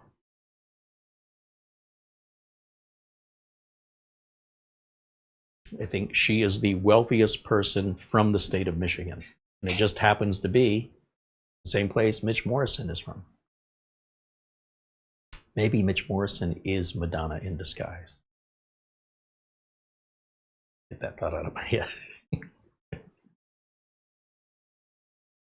Mark Leibowitz says, back when Boston still had a computer museum, one of the exhibits closest to the entrance was a 1950 Sage system assembled around a compact Desk Pro 286. And the plaque said the United States Air Force used that Sage till 1983. And that also sounds true. Right? They still used a lot of 1960s technology in the 1980s space shuttle program.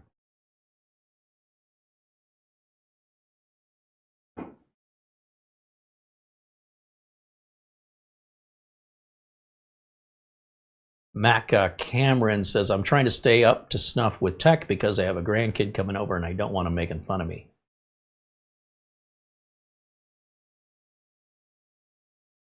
Kids are kids. I don't worry too much about what kids think. Dan Nilsson. Oh, he's just laughing out loud over there. What else? What else do we have? If I've missed any of your comments or questions, if I've not read them aloud, it's because I haven't seen them. You'll need to repost them again for me. I can only go back so far. And sometimes questions are asked and I've answered them and I don't realize that it was asked. It just was a coincidence. And then I get questions, I'm like, why is this person asking this when we just talked about it? That's a downside of live video, right? Is the timing between when you're, that's weird. We just suffered an OBS disconnect here for no apparent reason. That hasn't happened in a while. So if you just saw the screen stop or freeze or become unavailable or buffer, that's something in between us and YouTube happened. Our network stayed up the whole time, but OBS had a hiccup. Hopefully that won't happen again, but just so you know, it's not on your side. Everybody would have seen the same thing when that happens.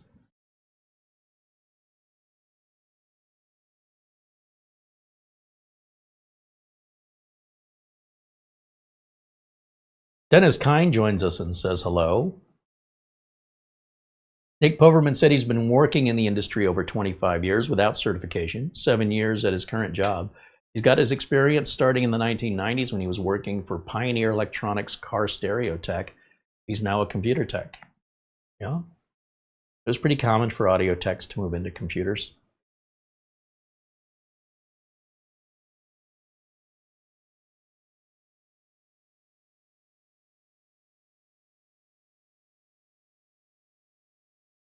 Easy Otter said, when I'm watching YouTube live streams, I get the, oh snap, something went wrong. It's not the YouTube video that's causing that, it's the YouTube live chat. There's a known memory leak in the browsers, that when you're watching with live chat turned on, it fills up your memory and then it causes the browser to crash. And you can just simply hit the refresh button and everything comes back up again. I don't know when or if Google's ever going to address this, but it's happening to all of us. The frequency it happens is different. For some of us, it may happen once or twice or more in a live stream, and for others, it doesn't happen at all, but then it may be the opposite on the next live stream. If you do not engage in the live chat, if you shut live chat off, that should solve that problem. It is a live chat related memory leak. That's all we know at this time.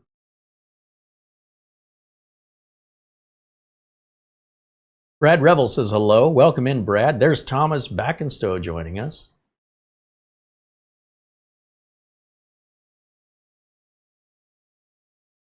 Phil Stodd said the oldest computer he ever worked on still had core memory. Core memory?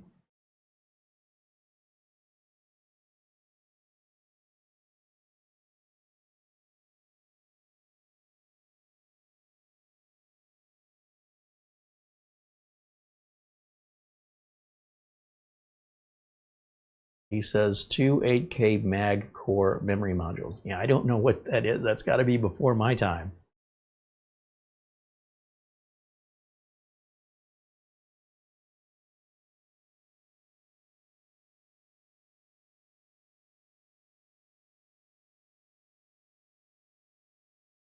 Sometimes people fall behind in the live stream and they don't realize that they're watching, something we did 20 minutes ago. They think they're watching live.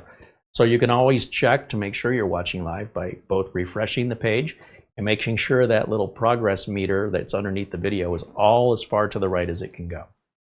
The time here in Phoenix for your purposes of synchronization is 2:33 p.m. 14:33 Thursday, January 1st. January the 1st, it's the first month. January the 16th, 2025, it's Thursday. It is 2:33 p.m. here in Phoenix right now, January 1st. Live and unscripted, what do you want me to tell you? I think we can restart this now, so let's just go over here. Like I said, we're going to be doing this for a while. And in exchange for that discount, I'm okay with it. If I'm paying twice as much and I have to do this for the same hardware, no. So it's all about value for me, where there is practical value.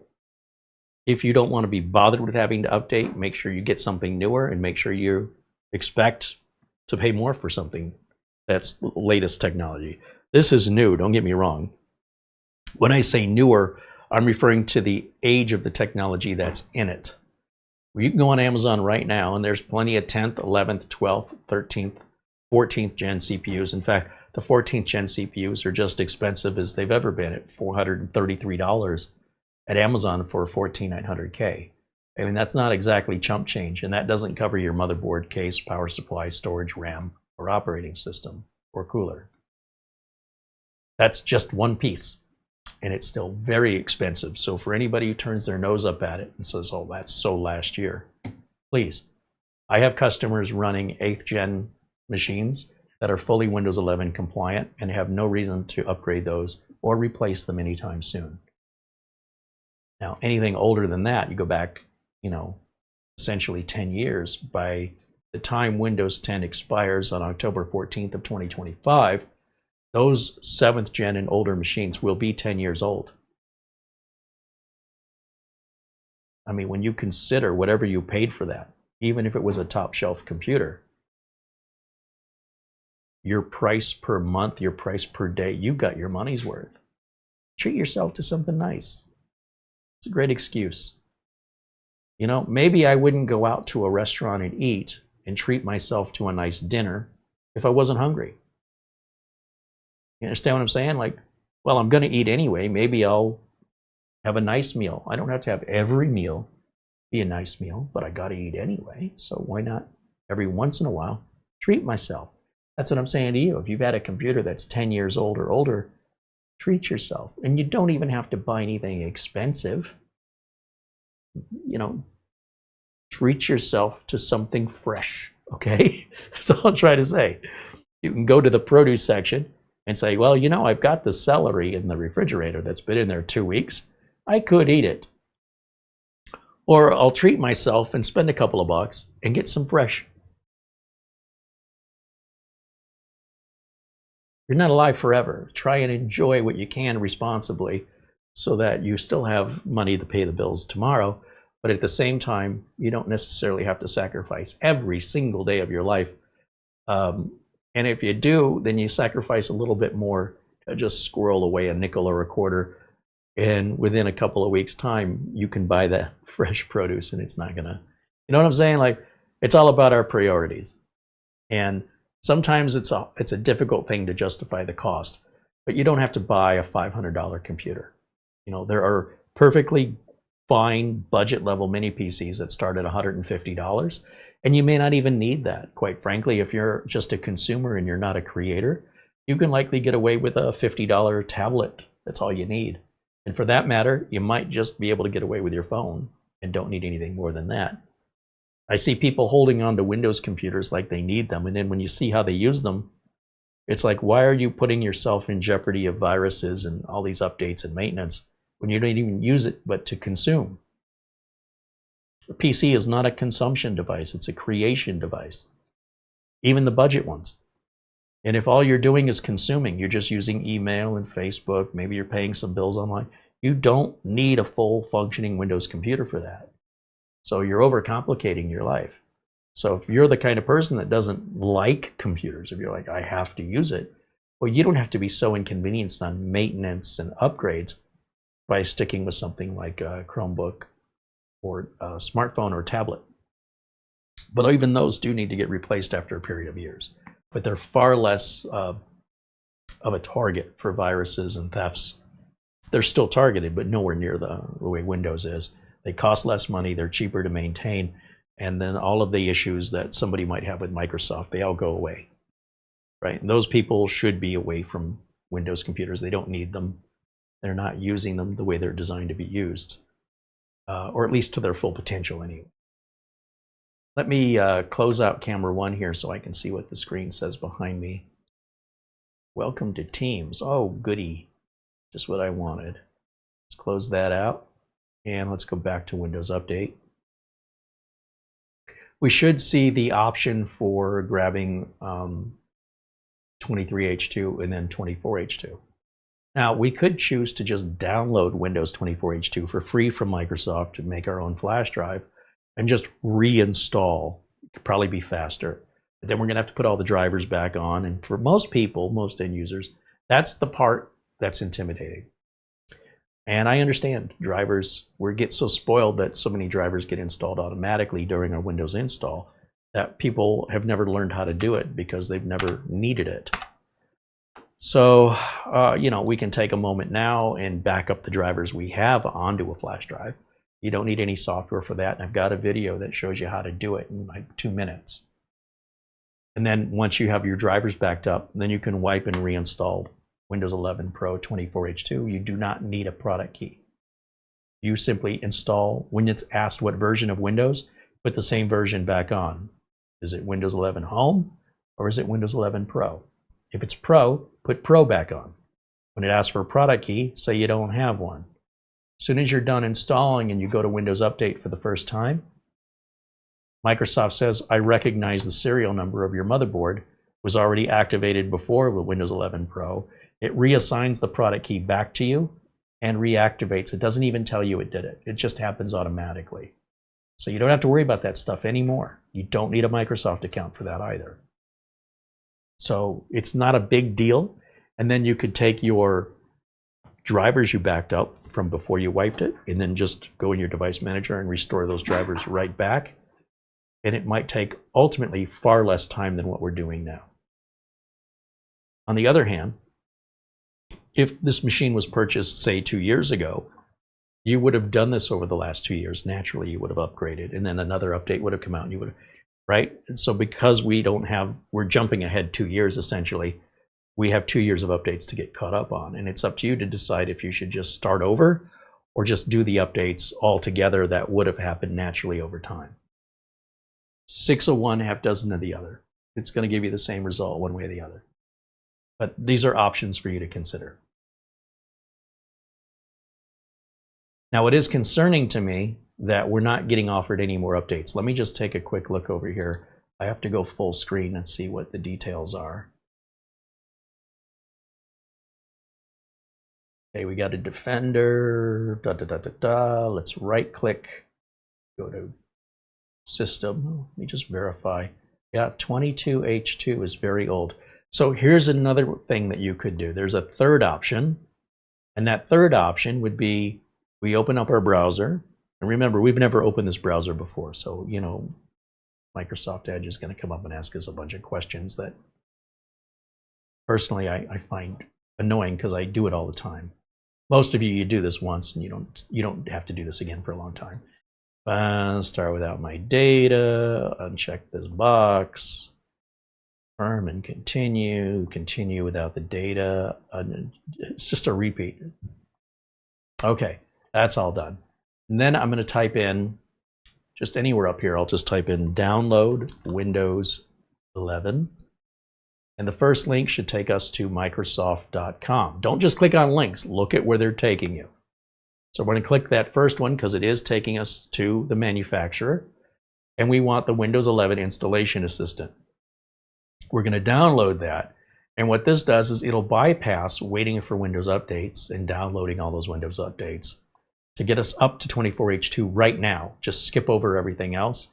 In order to install Windows 11, it's got to make sure your computer is Windows 11 compatible with the PC Health Check app. So we click on that. That downloads. It's very quick. It's a small app. Just click on to open it,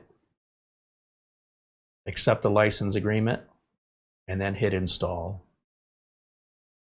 Then we're going to leave that box checked to open it, and it's going to tell us we are Windows 11 compliant. Check now. Watch. This PC meets all of Windows 11 requirements. Perfect. We can close this, we can close this, and we can even close this. So we just have this box. Use the PC Health Check. We just did. So refresh now that we have results and accept and install. And now we're getting 24H2. We're going to skip right over 23H2 plus whatever updates 23H2 had between when it came out and when 24H2 came out. Once 24H2 is installed, we'll also check for updates after 24H2. That's why I say this can be a very time-consuming process, and to plan accordingly for any brand new computer that you buy, this is to be expected.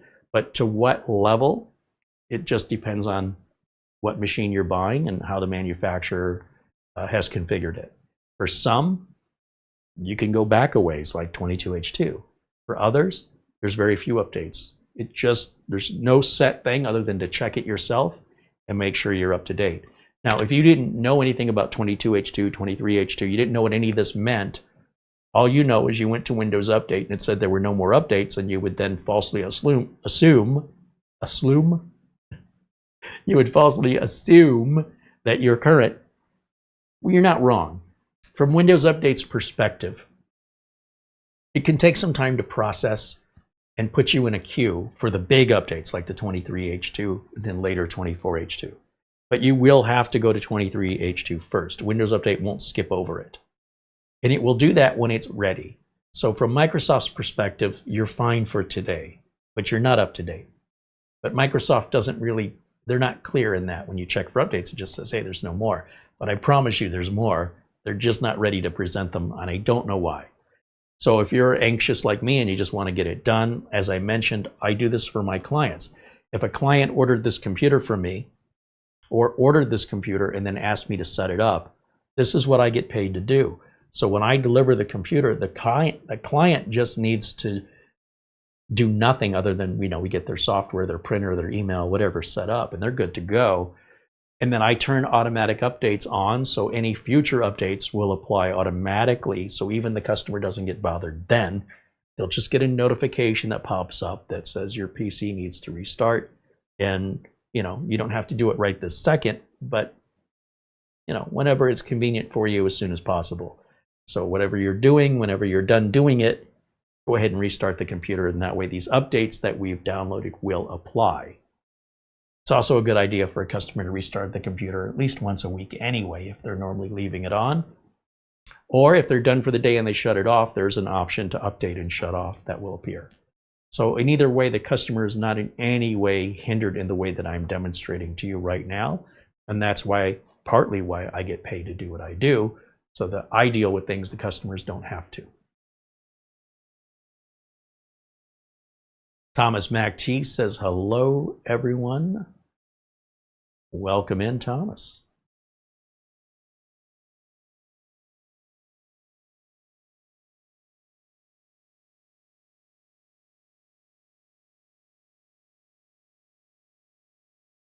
Nikki Duncan says, hey, Carey, always dig the content you provide. Keep it up. What are some settings in Windows 11 should I optimize my OS for recording music? I think the best thing you can do is leave it alone, honestly. The optimization is tuned precisely by engineers to fit all scenarios.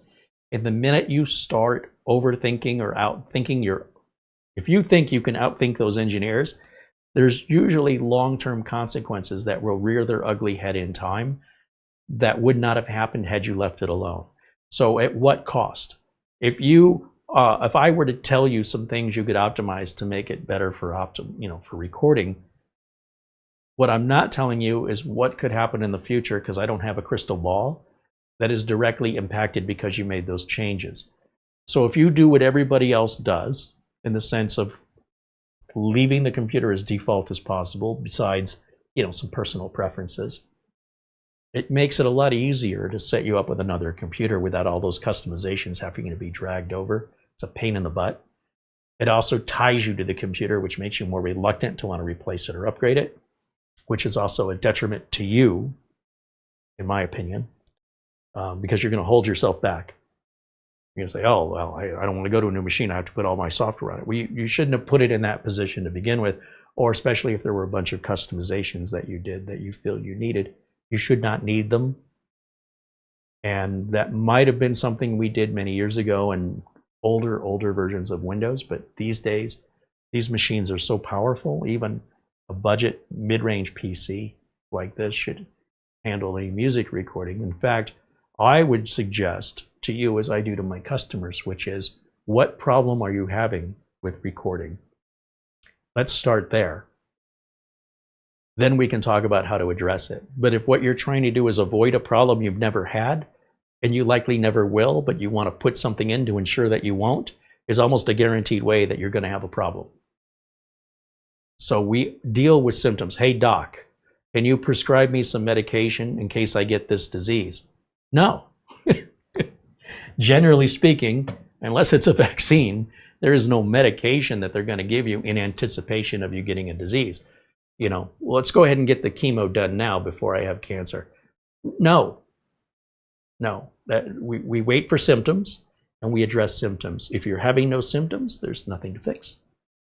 So we'd love to help you with any issues that you're currently experiencing. And if you are experiencing some, please explain to us what they are, and then we can be much more helpful to you. Let me grab a cold Gatorade while we're waiting. And again, I encourage you to ask questions, and thank you for participating and interacting with us. I do appreciate the interaction.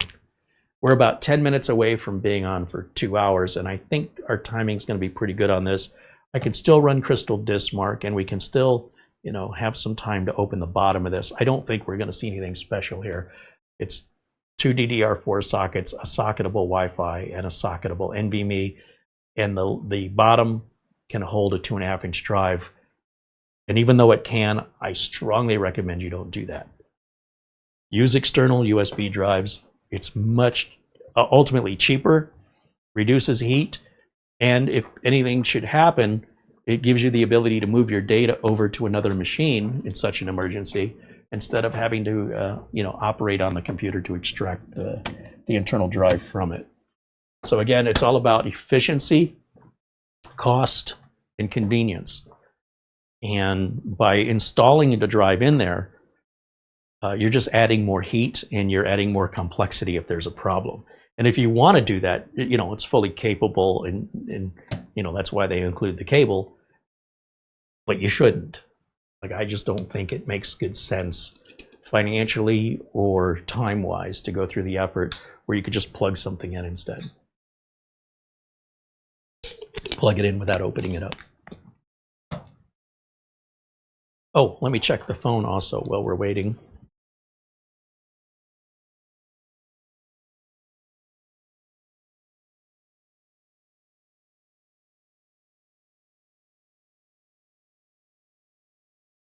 Hey, that's me. I brought up my own video.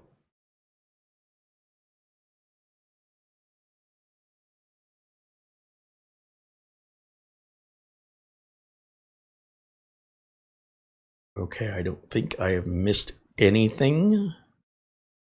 Sometimes during the live broadcast, people will send gift cards, Amazon gift cards, or PayPal contributions, and if I'm not looking at the phone, I don't see it, and then I feel terrible after the show that I didn't get an opportunity to say thanks. So I do like to check it periodically for that reason. But I want to remind you, we have our forums now open, thanks to Mara, and those forums, we encourage all of you to go ahead and create a free account and to continue any dialogue of what interests you or to tell us about yourself. Then in the forums, there is no expense. What did you do? It's a cold one. I already grabbed one. You didn't see you me. Did? I guess there's a delay. Apologies, I'll put it back. No, I appreciate the thoughtfulness. Service is way slow here. I was able to go get it myself the time it took you to do it. Jeez, take that out of your tip. Yeah, see if that ever happens again. Oldman55 says a 1250p CPU is very close to a 13500H in performance. That's probably true. But Oldman55, where are you in performance compared to a 1250p or a 13500H? In my experience, it's usually the end user, and it's not meant as an insult, it's just an observation. You know, you're only going to type so fast. You're only going to click and process what you're seeing on the screen at your own speed. In most cases, in the last 15 years, computers are the ones waiting on the end user. There are some use case scenarios of some pretty resource-intensive programs that some, and very few people actually use, that create a load on the system outside of benchmarking. But those are the exceptions, but that's just not the general way. And I can tell you, because I'm the one who does the service for clients, and I've had a handful of clients that have really demanding resource needs. Most clients, and when I say most, I mean 98% or better, they just need a capable machine. Anything capable, anything above capable is not noticed by the client other than the price they're paying for it. And that is something the clients all notice universally. So why sell them more than they need? At the same time, we don't want to undersell them so they're in a position in a year or two where the machine is now not performing to their needs. So that's why we talk about this big wide middle, which is where this fits. I just can't believe a $500 machine is under $300. Just a couple weeks ago, this was like $379. This model right in front of you, that's now $299. I don't know why. That's a pretty significant price shift. But at $379, this is a $479 config all day long, or at least $450. And then when you throw sales tax on that, you're at $500. So the kudos to Minisforum at being able to bring this down to $399, because I think that's a real benefit to the viewers and the customers who see the value of this. And further, if you don't need that full 1 terabyte, like I talked about with the Dell XPS 13 that's 8 years old, it has less than 100 gigs of data on it. With this, you may not need a full terabyte. You might just want to save the 20 bucks, go to the 500 gig version at $279. That's crazy cheap. Plus, when you're buying it from Amazon, there may be an option for overnight delivery included if you're a Prime member, and you have 30 days to return it for any reason. You don't even need a reason, just because Amazon will take it back. So you have all that peace of mind so you can have personal experience with it, decide if you like it. And then, of course, if you do buy one, we'd love to hear about your thoughts. whether it's here in the live chat or in our new forums. Tell us about your experience. And I will say, before you determine anything is bad or not working or junk, especially if it's something I've shown here, ask us first. Just say, hey, are you coming to the same conclusion I am? It doesn't cost you anything. I mean, unless you're right up against your 30-day window, you have time, because there might be something we point out that you didn't realize that completely changes your mind, and that your previous conclusion was not accurate. On the other hand, it's also possible we agree with you. Yes, sounds like you've got a bad unit, or there's a good reason to return it. But in either case, whether we agree with you or not, it's so that we're trying to offer you a second opinion for free. Not trying to show how you might have made a bad decision, that you're missing the point. We're just trying to get another set of eyes on it who's not biased or has the anxiety that somebody else might have, just to see if the conclusions are still line up or not. You might find out something you thought you were going to like that you don't like becomes something you like again once you realize. I'll give you an example. I bought a snowball desktop microphone, and the audio on it was terrible. And when you take it out of the box, you put the microphone into the stand, and I got the knobs facing me, right? And I'm talking and I'm listening to it, and I'm like, this thing sounds terrible. I'm turning the knobs to try different pickup patterns. It just sounds terrible. And yet it has all these great reviews. And I'm going to send this thing back. I don't know what these people are listening to, but this thing's terrible. Well, come to find out, the buttons aren't supposed to face me. I don't know why, but they're supposed to go in the back. And I was talking into the back of the microphone, but the front and back of the microphone are exactly the same, except for those buttons, the dials. So I turned it around the other way with the dials. Now I can't see the dials, okay? And I talk into it. It sounds fantastic, and now I see where everybody likes it. And sometimes you need another set of eyes to point things out like this. We all do it. We get anxious and we're excited. It's something new that arrives. And, I don't know that design is still the same today, or if I'm not remembering it correctly. Maybe it was the other way around. Maybe I don't know why I would have put the dial. To me, the dial should go in the front, right? But regardless, the idea is that we're trying to help, not trying to make anybody feel bad. We're also trying to save you the trouble and the emotional state of, feeling like you got taken to the cleaners. I got ripped off, or this thing's broken and it sucks. Maybe not. And those forums are a great place, along with our live chat, of course. Forums available 24/7. You don't have to wait for a live video or worry if I'm going to see your comment when we have 400 or 500 people watching. It's an open invitation. Whether or not you choose to accept it is up to you. But we'd very much enjoy helping people.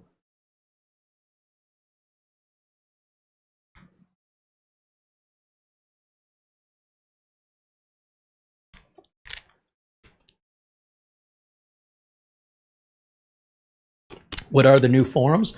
Well, since we're waiting, I can show them again if you missed it earlier in the broadcast. We have, and the link again is in the video description below the video. Right here, if I bring up my...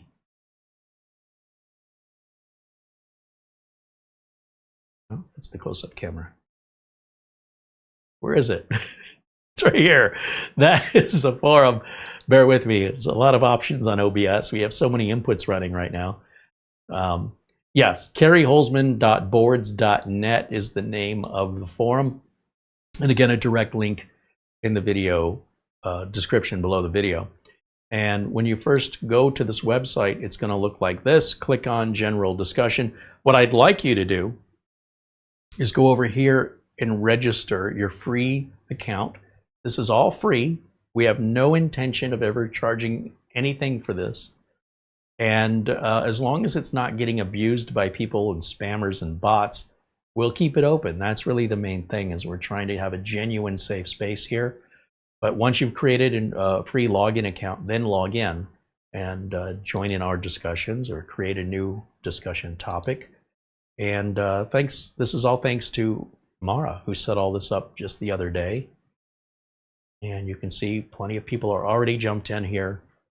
And we're super excited and really looking forward to engaging with you on a level where it's much easier to see you, because the messages aren't going anywhere, versus the live messages, they flow pretty quickly, right? So I can miss a lot. But here, I shouldn't be able to miss anything. Everything's in there, and it's a much different pace. So if you find that to be more appealing as a way of seeking help or getting my attention, that's an option for you. Or even just to engage with each other, which is really the main thing I want to see, apart from helping people, is just you guys interacting with one another.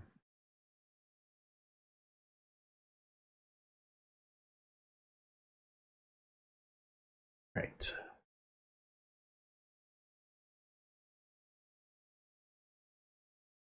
Old Man 55 says, I haven't found anything that I do on my Geekom IT13 that it couldn't handle.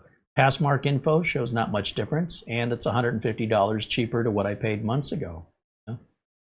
Says the only thing I'm missing is a USB 4 port if needed. That's just about speed, right? That's if you're saying it's not fast enough. But my question to you is just how much data are you moving, how often, to justify that expense? Even if you had a USB 4 port, you'd be paying a lot more for a USB 4 storage device that you would plug into it. I just can't imagine what other point it would have, but you know, to each his own, I suppose.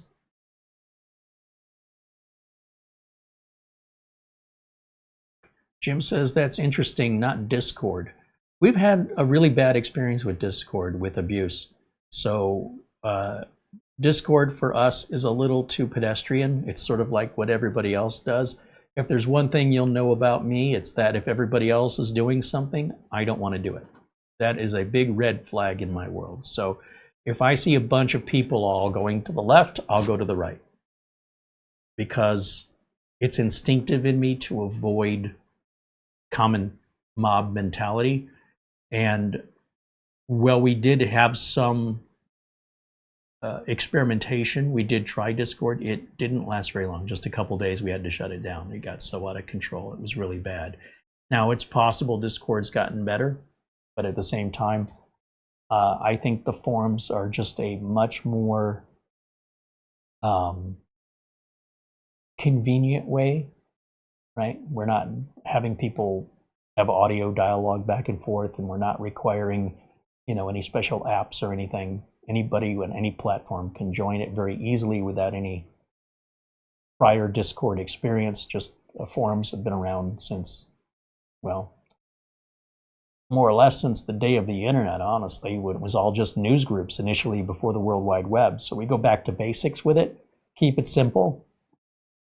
And I think the barrier to entry then is then not relegated only to people who are familiar with how Discord works, but instead more familiar in the sense of forums, because forums have been a part of the internet pretty much, like I say, since before the World Wide Web anyway, and remain so to this day. Discord may be something that comes and goes, right? Like ICQ or other trendy communications methods. And others, like news groups and forums, they just tend to last longer. They tend to be more timeless. So if our experience with Discord was a more positive one, I'd probably have a better attitude towards it. But for that reason, I am personally opposed to Discord. And you don't often ever find me in a Discord server ever. I find the whole process unpleasant. But that's just me.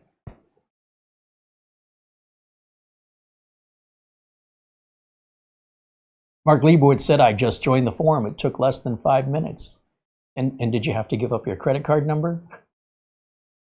No, it is easy. Just try to keep it to the basics. That's all. Paul House says hello. Bill Stott says Prodigy. Hey, you know, there is a new AOL desktop. I don't know anybody would use it. But yeah, for 2025. AOL.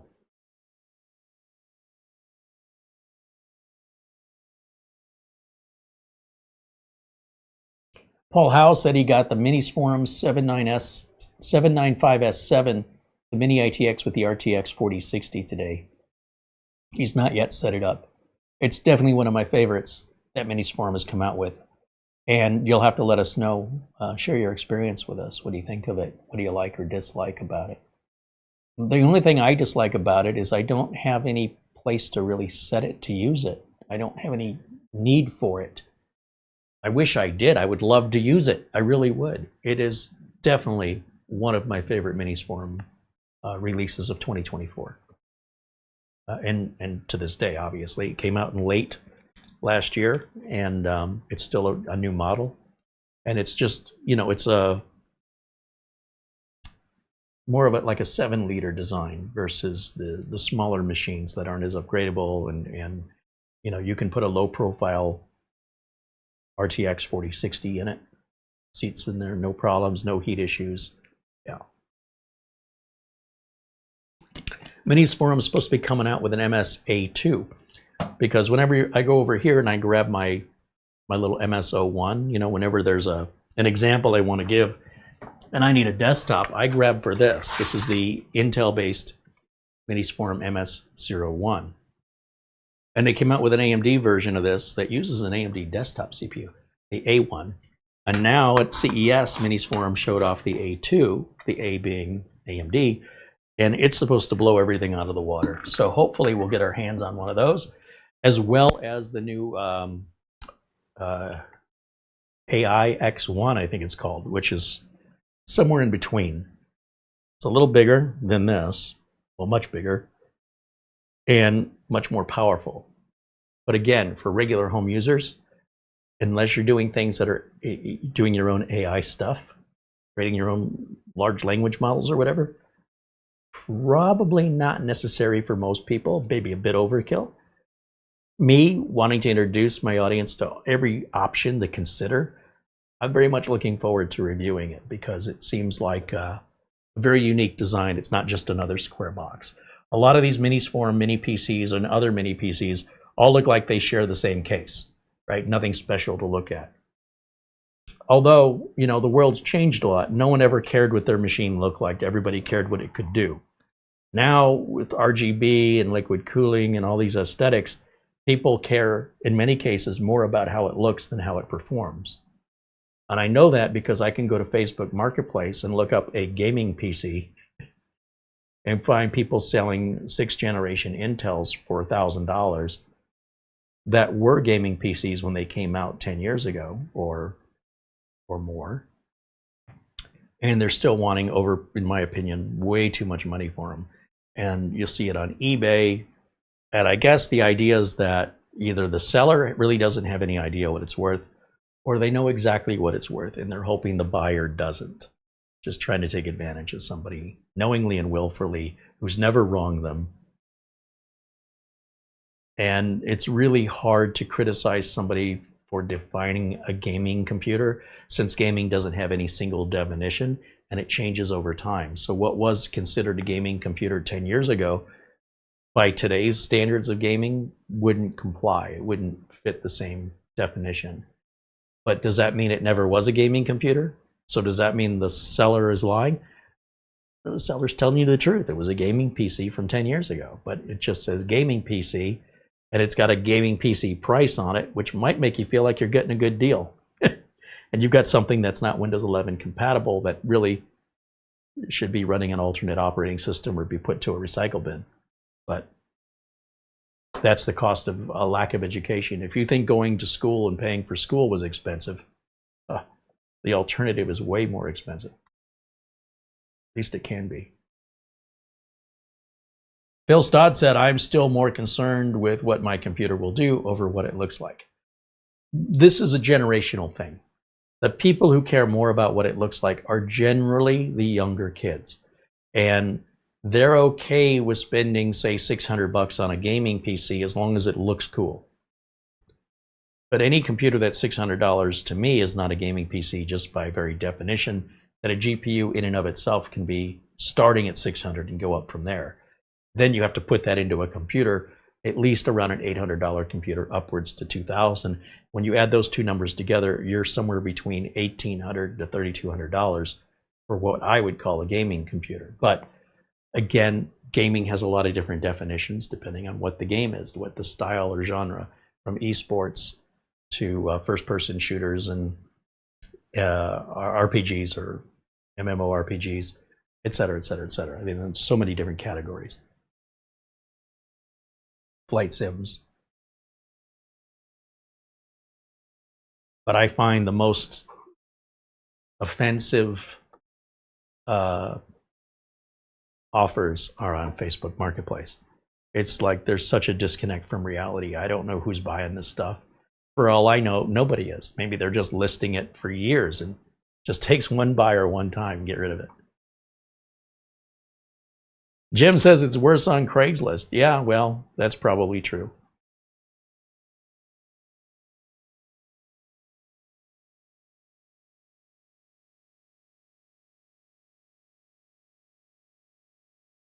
Paul Howe says he's going to keep me informed on his new Minisforum there. He says it's very heavy. He says, I intend to get my main computer off the floor so I can work on it easier. Yeah, I mean, for as little, I mean, the Minisforum, that 790, I've got one over here just to show you since we're waiting. It's not heavy. It's just for its size, it weighs more than it looks like it would weigh. Or if you're comparing it to a mini PC, it's much, much heavier. But it's nowhere near the heft of a full-size desktop.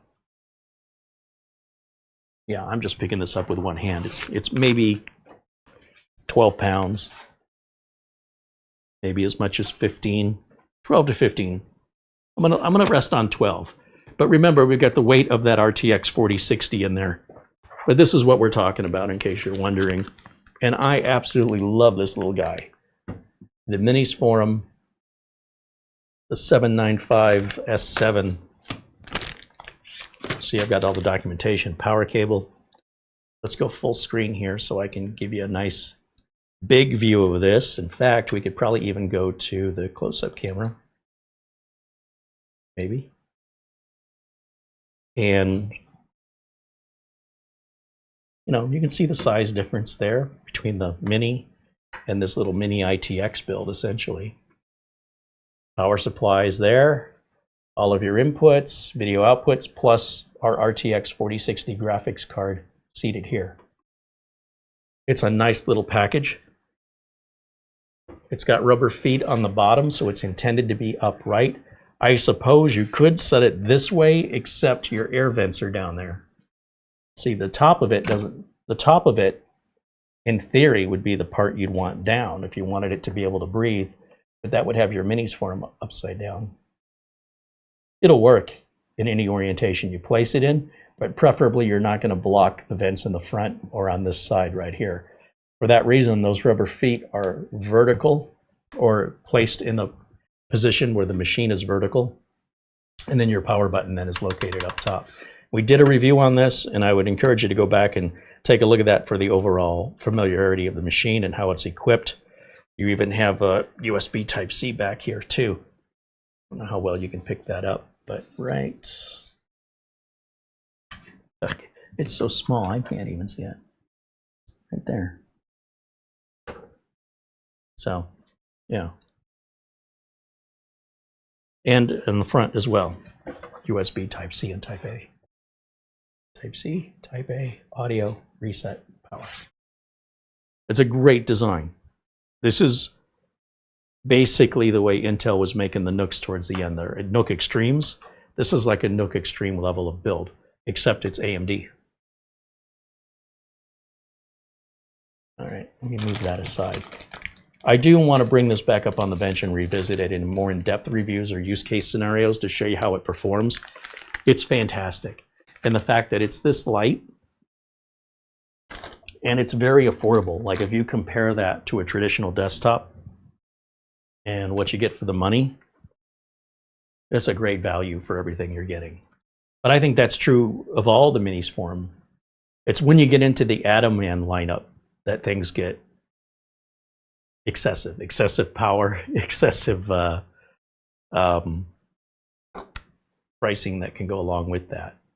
But still nowhere near what Apple Computer would charge you.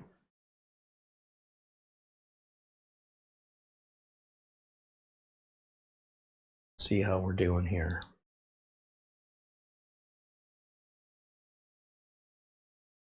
Oh good, we're ready to restart. And that's going to give us 24H2, which again, a little bit more controlled, faster, not using your internet as much by just jumping right to 24H2. If it was 23H2, I'd just do it through Windows Update. But with 24H2, it becomes more of a, you know, it's a massive update to go from 22 to 23, then to 24, each one of those. So if we can skip over one, it saves a lot of bandwidth and time. Now I told it to restart. I don't know why it's not restarting, other than sometimes Windows 11 24H2 is processing something in the background, or I did it so quickly I wasn't paying attention to clicking to restart now or later. So we can go over here to the power button icon, choose restart, and that should kick off the finalizing of the updates here. So we should see, as it reboots, we should see the, you know, updating Windows thing come up. Turns itself back on here, and at that point, like I said, we can run Crystal Disk Mark on it and take a look at the performance. There it is, the Windows Update process. That's going to take a few minutes with a big 24H2 update. Becca Cameron says he just joined the forums. Right on. That's awesome. I hope you guys watching the video will pop into the forums and say hello and introduce yourselves. If you feel like it, you know, let us know when did you become interested in computers, and how comfortable are you with computers? Or do you feel you're the guy people, or the person people go to for help, or are you the one looking for help, right?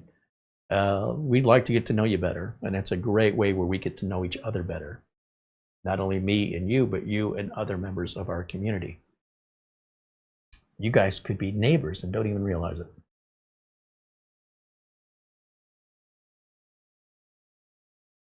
Edward said, I have a PC with 4K output, 60 hertz out. I have a 14th Gen i7. What do I gain with a gaming PC? Well, you gain the ability to play certain games at certain resolutions, and it depends on the game. So for you, it could be nothing, or it could be a lot, depending on the graphics card in the game and the settings of the game itself. You might want a 144 hertz screen. You know, could be quite demanding. If you have the budget for it and you can afford it, you can be as demanding as you want. Where I get frustrated a lot of times, if you look at the people who are asking for help, they're usually trying to keep an old piece of equipment alive. So if you go on Reddit, or generally forums where people say, I'm having some trouble with something, it's usually something really old that should have been replaced. And this logic that, one, I can't afford it. Well, if you can't afford it, it must be a novelty for you, right? It must not be a really important tool, or you would prioritize it higher up in your budget. You'd find a way to put something on layaway, even something basic by today's standards, and you would avoid all of these problems. But the idea is that, well, it's always worked, but now it's having, yes, that's how computers age. They start by having problems. By the way, people age the same way. You could go your whole life without any medical conditions, and the older you get, suddenly now you've got problems you never had, and they're coming up with more frequency. The older we get, the more frequent and new problems we get. Same with a car, same with a computer. There is a time where you go with a computer, time to replace it, or with a car. It's not worth the time and money to put into a vehicle that I'm not going to invest back. I'm not going to get a return on that investment. It's a $1,000 car. It doesn't make sense to put $1,200 into it, only so the Blue Book value stays at $1,000 regardless. At some point, you're tired of the inconvenience that it doesn't work or it's not reliable. You're tired of paying the money, and you can just get yourself something newer. It doesn't have to be brand new. You can buy off-lease computers very cheaply. You can also buy entry-level brand new N100 and N150 based computers that'll be so much faster than your old one. They can be a mini PC taking up less space, be under warranty, and with Amazon delivery, you can have it potentially overnight or within a day or two with a 30-day money-back guarantee for any reason. Why would you torture yourself for such a small amount of money? But if you look on the forums, you'll not our forums, but in general on the internet, who are the people asking for solutions to problems? What is the main group?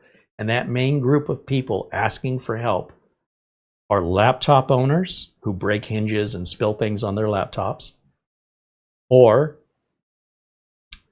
their old machines, whether they're laptops or not. They should have been retired and replaced years ago. They absolutely refuse to let them go, and they're looking for free help.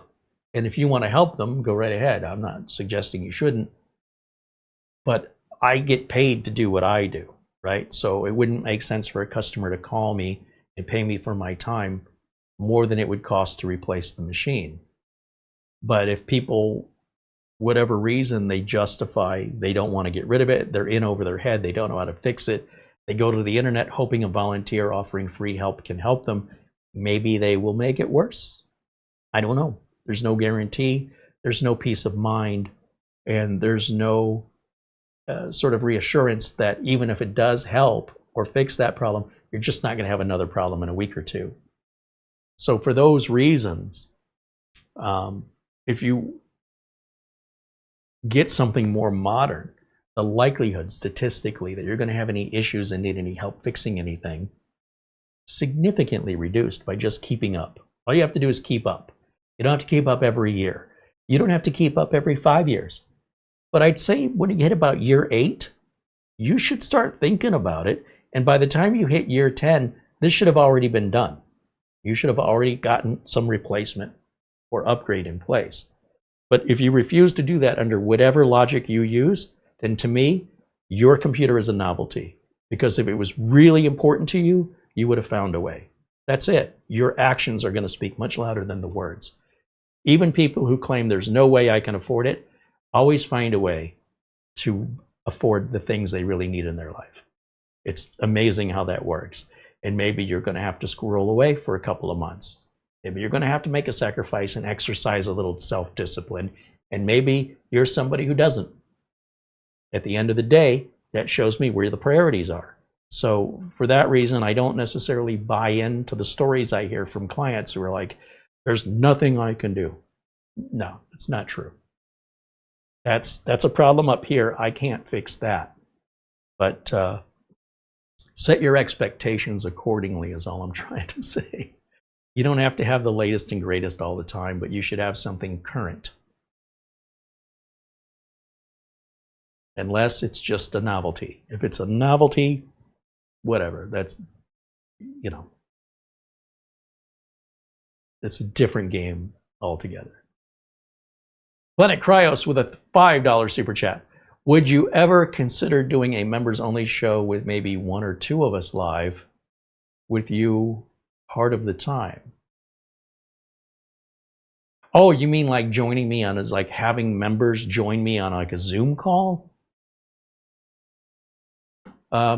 Yeah, I mean, that invitation's always open. If anybody wants to join me over a Zoom call and a members only, if you're a member and we're making a members only video, I think other members would want to get to know you. Absolutely. That's a great idea. In fact, the only reason I've never made the offer is I never really thought about it. But if anybody would have asked, the answer would have been yes this whole time, for sure. And it doesn't have to be the whole show.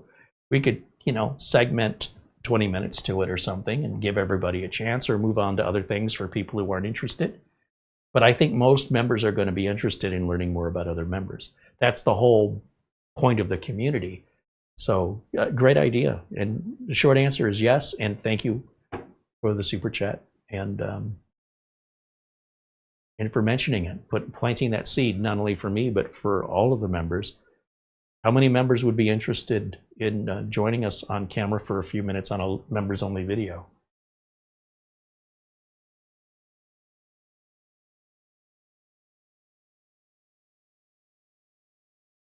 Gios J86 says Tech TV got me into computers. I really missed that show. Yeah, Tech TV was great, wasn't it? Leo Laporte and Kevin Rose and Alex Albrecht and Martin Sargent, Sarah. Why didn't I remember Sarah's name? Will Wheaton was on there a few times. Will Wheaton's a great guy. I had the honor of interviewing him a couple times on the radio program, and he doesn't just play a nerd on TV. He is one in real life. There was also Chris Perilla. Where did he ever go? Perillo? But Alex Albrecht and Kevin Rose, you know, they created this podcast that was based on Kevin Rose's Dig Nation thing where people voted news up. Kevin made a lot of money at that. Way more than he ever made on TV. And Alex, I'm trying to think what Alex did. But Kevin and Alex did a podcast called Dig Nation, and then they stopped doing it for about 20 years, and they're back doing it again, just in case you didn't know. If you're a fan of those Tech TV days, and you remember Kevin Rose and Alex Albrecht, they're 20 years older, maybe a little bit more than that, and it's very nostalgic seeing them hang out and talk tech stuff. They're just sitting on a couch with their laptops, talking about the news. You know, they're not techs. Kevin Rose is more of a developer than a tech, and Alex is more of a personality, I think. Try to remember if I got to interview Alex. I really, you know, that whole crew, everybody on Tech TV, was definitely something that I aspired to. I said, oh, I could do that someday. Being part of the Screensavers or many of the little shows they had.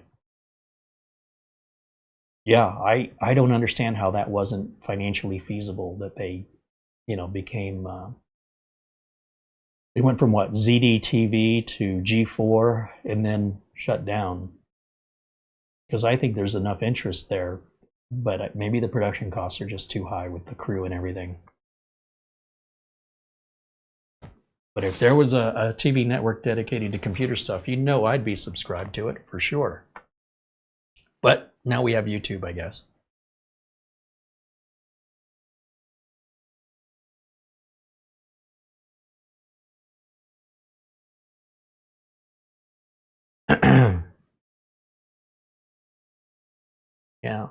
Yeah, Leo says Tech TV, and Ask Leo got him started. You know, Leo is 68 years old, and he's still doing it.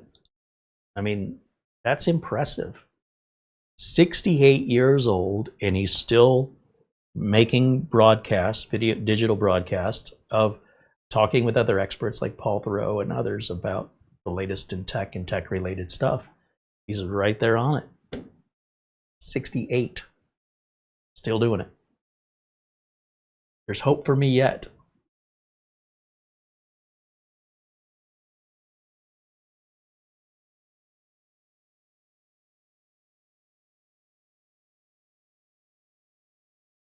Bill says, Carey, I listen on an old smart TV, no chat.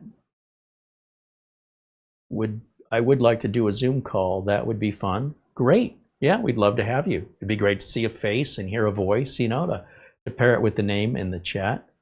Planet Cryo said I'd do it a few part of the time, but I work on Mondays, so it would have to be a Monday I take off in the future sometime.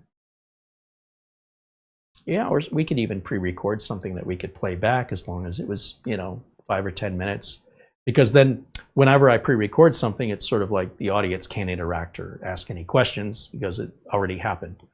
But, you know, for a how do you do and an introduction and a little bit of, you know, discussion, we could make that work too.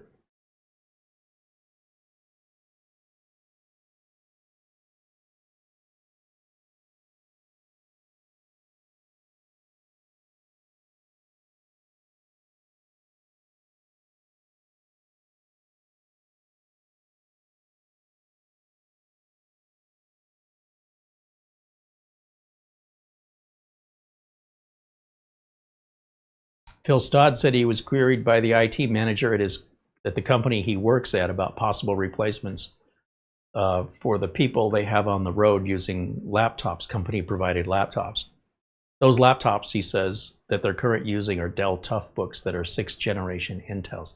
Well, you got till October 14th, I suppose. Well, just because support ends on October 15th doesn't mean Windows 10 will stop working, but it'll become less secure every month. Well, every day, but every month especially. I would definitely say by January 1st, 2026, nobody should be using Windows 10 unless you have an extended support contract or you don't care about your identity and you don't take security seriously. Thieves love you for that, by the way. They love that you would oversimplify how dangerous the internet is, so you will be so woefully unprepared you won't even realize it happened until long after it's already happened.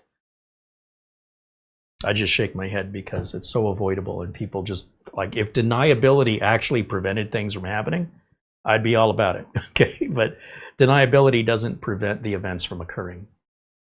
It's being proactive and making sure you're keeping yourself secure when you're connecting to the worldwide internet, which is connecting to every computer in existence on the planet. And you don't know the people on the other end that are, what their motivations are and what their skills are. But if they're highly motivated and more skilled than you are, they're going to take everything from you and you won't even know what happened, like a pickpocket. You get bumped into by somebody, you don't think anything of it, and then a few minutes later you realize your wallet's gone. It's just that clever. And the best thing you can do is be prepared. If the way you prepare is to say, well, that's never going to happen, well, good luck with that. I don't know what else to say. I hope you're right. Let's go back over to the desktop here and go back to Windows Update. Or first, let me just verify if I go to the system properties that we do have 24H2. Yes, we do. And before I take this much further, let me grab my utilities flash drive here. Utilities.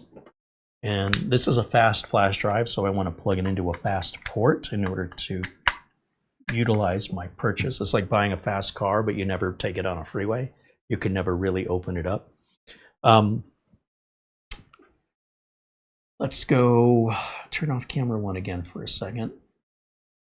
We go full screen over here so I can see it the way you guys at home see it. Okay, there's my flash drive. And there's a few things I'll copy over, such as, you know, I'll install VLC because I like that as the media player, and uninstall Microsoft's junk. For PC testing, I like CPU-Z, Crystal Disk Mark Portable,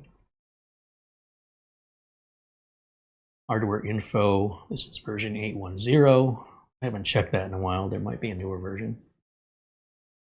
Cinebench, which really, you know, I don't think it's fair to run Cinebench on a mini PC. It's, I don't know, it's just not designed for that kind of a workload, but we can try it just to see what happens. But if you're running that kind of a workload, you shouldn't be buying this level of mini PC anyway. It's just, you're underbuying for your needs. But out of curiosity, you know, check it out. The driver backup I talked about, these are the instructions on how to just back up your own drivers and put them away somewhere in case you ever have to do a reinstall. You don't need any third-party software. It's all built into Windows. Power is in your hands. And we have videos that walk you through that whole thing. And then down here, Uncle Carey's Windows 10 Optimizer, I'll use on Windows 11. It works fine. The 24H2 fixes are the security fixes for networking. That, again, is not Microsoft being evil. They're trying to protect you. And I think that's all I need from there. If I go to, well, first of all, let's go ahead and unplug the flash drive. I think we're done with that.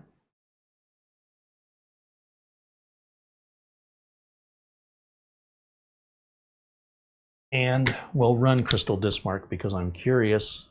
Let me get rid of this. Wait a minute, let me look. I see an exclamation point here. Yeah, it wants me to sign in with the Microsoft account. No, thank you. Okay, now we're happy.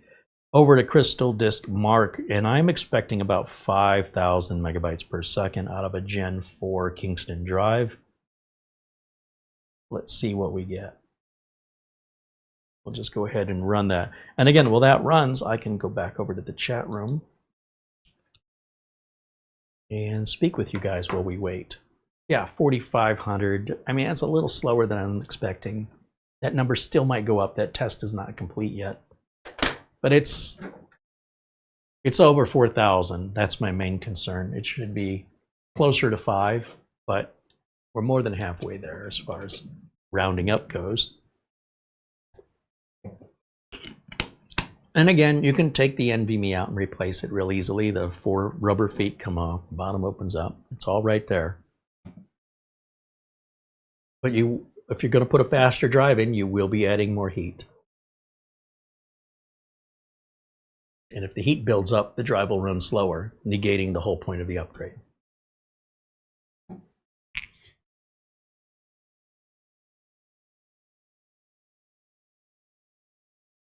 Jim KJ3N says even a 6th gen gaming laptop should be retired at this point. Heck, if you put away $20 a week for 40 weeks, you'd have 800 bucks. The problem is for some people, $20 a week is, they don't have $20. They might have $20 a month, right? You know, someone might reach out and say, you know, after my budget, I only have $30 left at the end of the month, so I can't afford whatever. It's like, well, what have you been doing the last few months with that extra 30 bucks? Haven't you already started squirreling it away? Where has it been going? So if you want it bad enough, you'll find a way to make it happen. If it's a toy, if it's a novelty, you'll take it or leave it. And you'll justify perhaps by saying it's important, but actually not making any sacrifice for it. If you're not willing to sacrifice for it, it's just not that important. And it doesn't have to be a massive sacrifice. It's a little one. Whether it's a sacrifice financially or a sacrifice over time, it's still not much. For what you're getting for today's dollar compared to what computers used to cost, they're almost, I don't know at what point the world's ever going to get that they're going to pay you to have one, okay? But I don't think it's ever going to happen.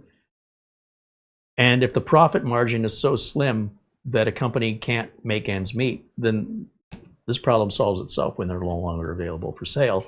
And everybody then just goes to smartphones and tablets, which is fine too, right? As long as you're not a creator, you'd probably be just fine with a smartphone, a tablet, or even a Chromebook. They're far less expensive and far less maintenance and far less of a target for viruses. Just because you have a PC doesn't mean you need one. Okay, look at that. The 4,692 megabytes per second on the write, sequential writes, are faster than the reads. That's not usually the way it is. They'll typically be the same if either side between read and write, usually writes are a little slower, or sometimes much slower depending on the NVMe.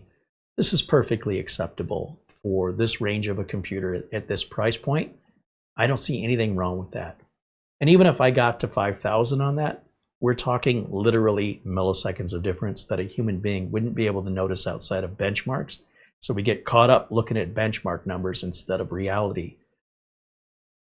The question is, will the machine perform the things you want it to do? Does it do it quietly? Or does it do it with a noise ratio that you find acceptable or unacceptable? When you click the mouse, is it responsive? How does that machine feel? How does it sound? These benchmarks can't really tell you that. You have to experience it in your own unique environment to your own unique expectations or your own unique uses. I can't, nor can anybody, unless they know you really well and where you live, predict the outcome of that. And that's why it's so important that I encourage people that if you have the interest and you wonder, how would this be for me? Buy the darn thing. Amazon's got 30-day returns. If $300 is too much, Amazon has layaway. And then when you pay for it, they'll ship it to you. So you get something. There's lots of solutions, including buying off-lease computers, or even visiting a local Goodwill store might have something. In fact, I think Mara and I are going to hit a local Goodwill just to see what's there. It could be fine if it's an older machine for just tearing it apart without any worry of, oh, I hope I don't break it. versus there might be something Windows 11 compatible for $40 or something for all we know. Until you look, inventory at these places changes on a regular basis, and you may even have a regular recycler near you. If you've never Googled for it, you wouldn't even know. So again, if something's important, people will find a way to make that happen. There's our final numbers on Crystal Disk Mark. And let me see here. That off for a second. And I'll save these results.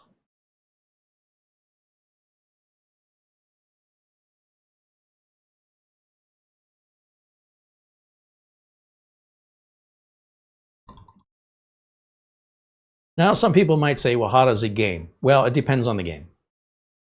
Bottom line. And what games you play, there's so many thousands and thousands and thousands of games. For me to demonstrate any is sort of pointless. It's not sold as a gaming machine. This is really sold to be used for pretty much anything else, right? You can do video editing on this. You can do photo editing on this. I can even stream. If I want to, I can stream from this.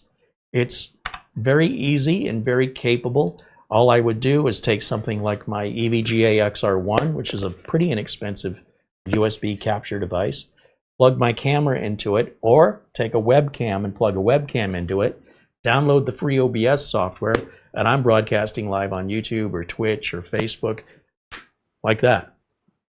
There'll be no hesitation from the machine. That's easy stuff for a modern day computer, even an i5. Heck, even an N100 will do it. Now, the minute we start getting gaming at the same time, and now you need twice as much power and a lot more resources and higher bandwidth from your internet service provider, then it's a whole different ballgame, right? But for doing what I'm doing right now, just capturing the desktop and video, that can be done with a screen capture and a single capture card. You can emulate this. I have some fancy cameras that work better in low light since we're indoors. If I was shooting outdoors, a cheap camera would look great. I have an expensive wireless microphone system, but you could also just use your phone's microphone, or you can use the microphone built into the unit and clean it up in OBS to make it much clearer. It's how much work you want to put into it and how much you want to play versus how important I suppose it is to you. Could be a fun little thing to play with, but you don't need any special hardware in that regard. You could just open up your phone or tablet right now and start streaming with the built-in camera, the built-in microphone, and with the YouTube app, you don't need OBS. You would just do it right from the YouTube app on your phone or tablet, whether it's Mac or Android, doesn't matter.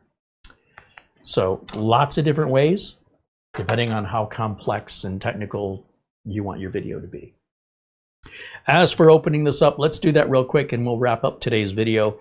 Let me close out camera 2. No, wait, let me hold on a second. Let me put that back. I didn't mean to do that. Up here, and then turn that off, and then shut this off.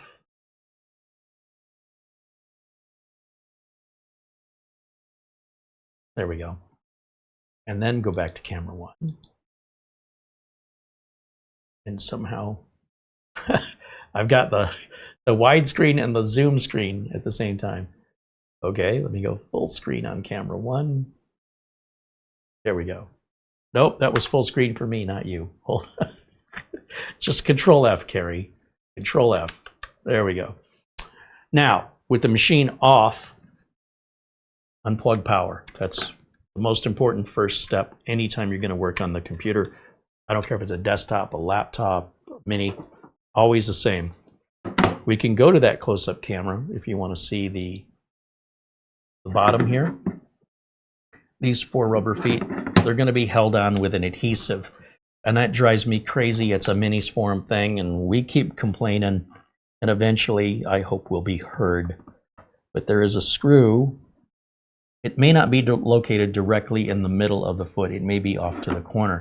It may be possible you only need to peel the foot back, to get to the screw. And if that's the case, then we can use a screwdriver kit like this one. Hold it up right. This is just purchased at a local Harbor Freight, but you can also get them on Amazon. And if we can get the screwdriver just right into the corner, then it's possible we don't have to take the whole rubber foot off. It depends on the tools you've got. But normally, if you watch anybody else's video, they're just going to take the feet off. And you'll see sometimes the adhesive sticks to the bottom, even when it's brand new. And the older the machine gets, the less likely your adhesive is going to apply back. So, plan accordingly.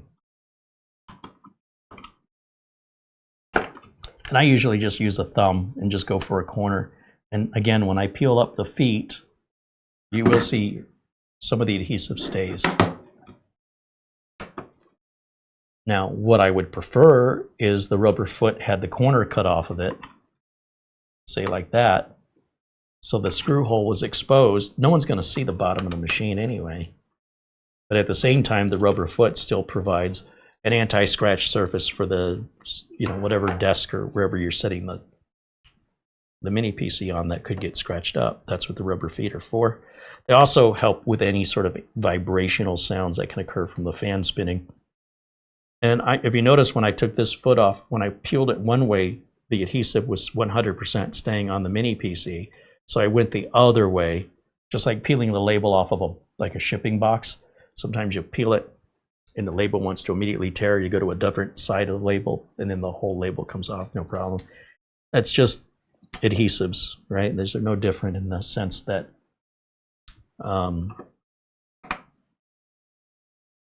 they're not like the 3M command strips or something like that that are fancy to be removed. But it's just 4 screws. It's a regular Phillips driver, really small one. This is like a number 1 Phillips here. And that first one. And you'll see these are magnetized drivers, so that way we don't lose the screws. Lose the screws. Now there is nothing here to pull up on as far as I can tell, but if you look at the color, where it's black here and black here, but silver, by the way, this is all plastic, which is good because metal might be fancier, but it interferes with your Wi-Fi and Bluetooth signal strength. It looks like this piece is all one piece and that you're not just taking the square, but you're going to take what is essentially like an L-shaped piece off. So bear that in mind. And so the question is, what's the best way to get at that? And I don't know the answer other than you can get like a spudger in here maybe. Or you can get a small flat blade driver in one of the vents. But you probably want to go to the end if you want to have greater odds of not cracking the vent. That doesn't come up at all. And then the only other thing I can think of would be to come at it like so. You'll see it, that seam starts to appear. And once you see the seam, at that point, other seams should be much more accessible to some small sort of pry tool, whether or not you use a plastic like credit card or guitar pick if you want to be really cautious so as not to scratch or gouge into the edges.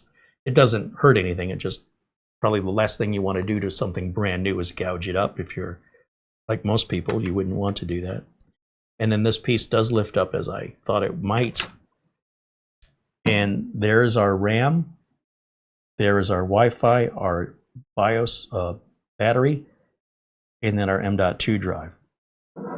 Now with regards to plugging in a 2.5-inch drive, that would go underneath here. There are some plastic little plastic walls here that would line up with the mounting holes on a 2.5-inch mechanical or solid state drive. And then you would take the enclosed cable and screws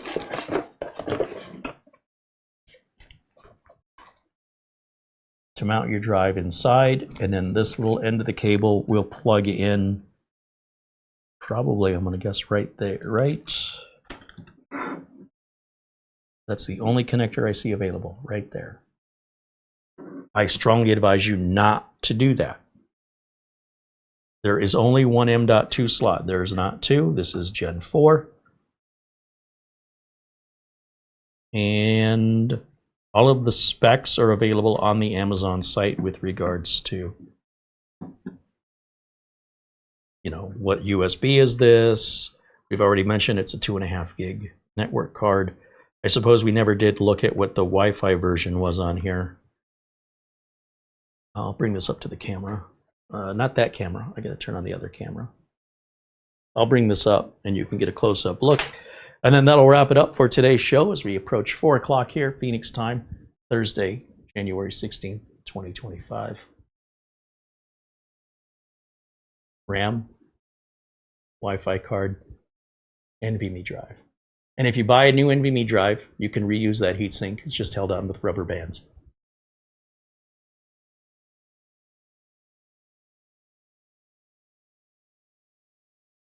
Any questions?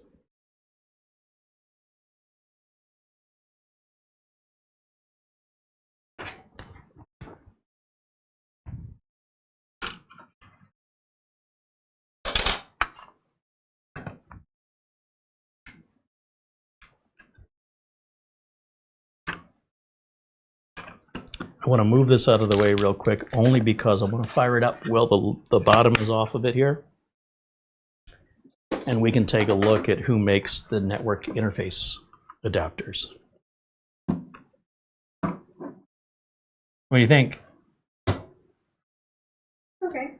Yeah, I mean, you think about somebody like in an office, they wouldn't, most offices that I have as clients wouldn't know this apart from their desktops. This is great for like a home office or for. Absolutely, and you could hook it up to your television. You don't even need a monitor for it. Right. Just HDMI out right to your TV. Yep. Then you can get a wireless keyboard and mouse and lay in bed and have a Windows experience versus a Fire Stick TV, right? Which is a lot more options there. Yeah. I would like to comment on the forum. Oh, the forum. Lots of people have joined, and excellent. And everybody is wonderful. As a matter of Let's fact, keep it that way. Yeah, there's a couple people that are doing such a wonderful job. I should make them moderators. Oh, well, I'll leave that to your discretion. Yeah. What did I do with my my dongle? Did I leave it plugged in? No, it's not there. Where did I put it? Don't you hate it when you misplace your dongle? Well, that's all right. We're going to turn this on anyway, and I'll look around. It's got to be, couldn't have gone too far. Oh, that might have been that the dongle was plugged in when I was taking the plastic off, and when I pulled the plastic, that I pulled the dongle out. So you do want to unplug everything from your ports before removing the panels, because they can make removing the panels far more difficult, and I might have struggled a little harder because I think that's why my dongle was on the floor. I don't remember setting it down and knocking it over. I think I left it plugged in, and then as I was removing the panel, it got hung up on the plastic, and the plastic yanked it out. So learn by watching why you shouldn't do that, or why you should anticipate that before it happens. Let me jump over to our desktop here.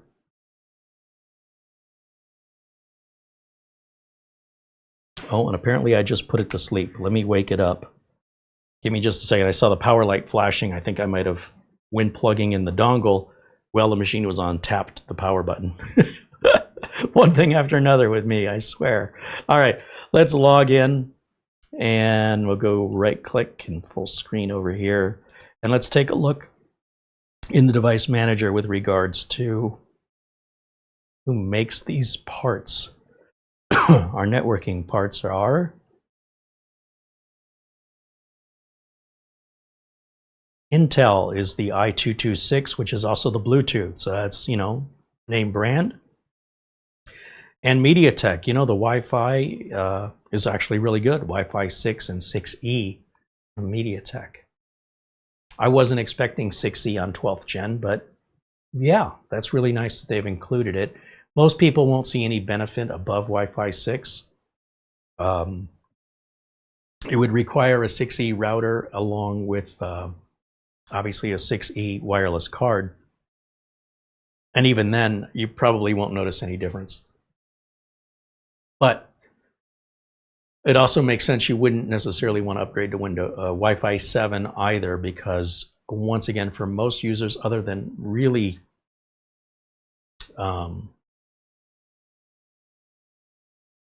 high demanding enthusiasts, most people would never see any difference in it between even Wi-Fi 5 and Wi-Fi 6 for that matter. But if you were going to see a difference between Wi-Fi 5 and Wi-Fi 6, you likely won't see a difference between Wi-Fi 6E and Wi-Fi 7 and Wi-Fi 6 for most people. Just most people aren't doing that kind of wireless data transfer. They're usually just like loading websites and watching videos and things like that, Netflix. You're just not going to see it. Now, if you're in a household where there's many people doing that simultaneously, well, then in that case, it could make a noticeable difference. So again, as an individual user, likely nothing you would need to spend extra on. Wouldn't necessarily hurt you other than in the wallet, but yeah. Okay, well, I want to shout out again everybody who's contributed during today's live stream, along with all of our members. You guys make these videos possible. A shout out and a thank you to the folks at Minisforum. Well, we did buy this. The folks at Minisforum have frequently collaborated and made suggestions and have sent us demo units, sample units. But not everything that we review from Minisforum is given to us, and this would be an example of that. And I think it's a solid value. I think I've made that clear. I am unbiased. I don't care what the name of it is. It's a value or it's not. If it's a name brand that I'm familiar with, that I trust, that just adds even more value, because now I've got some peace of mind that this company has a history, a verifiable history of making quality products. They're not new to this space, and they often make innovative products nobody else makes. They're not just slapping their name on something the same as other mini PC makers do. This is uniquely Minisforum. And if you understand the value of that reputation, it makes this worth even more than just some unknown brand you're buying off AliExpress or even Amazon for that matter. So keep that in mind, as well as, let's see, let me go back over this way. This page here is not keeping up. And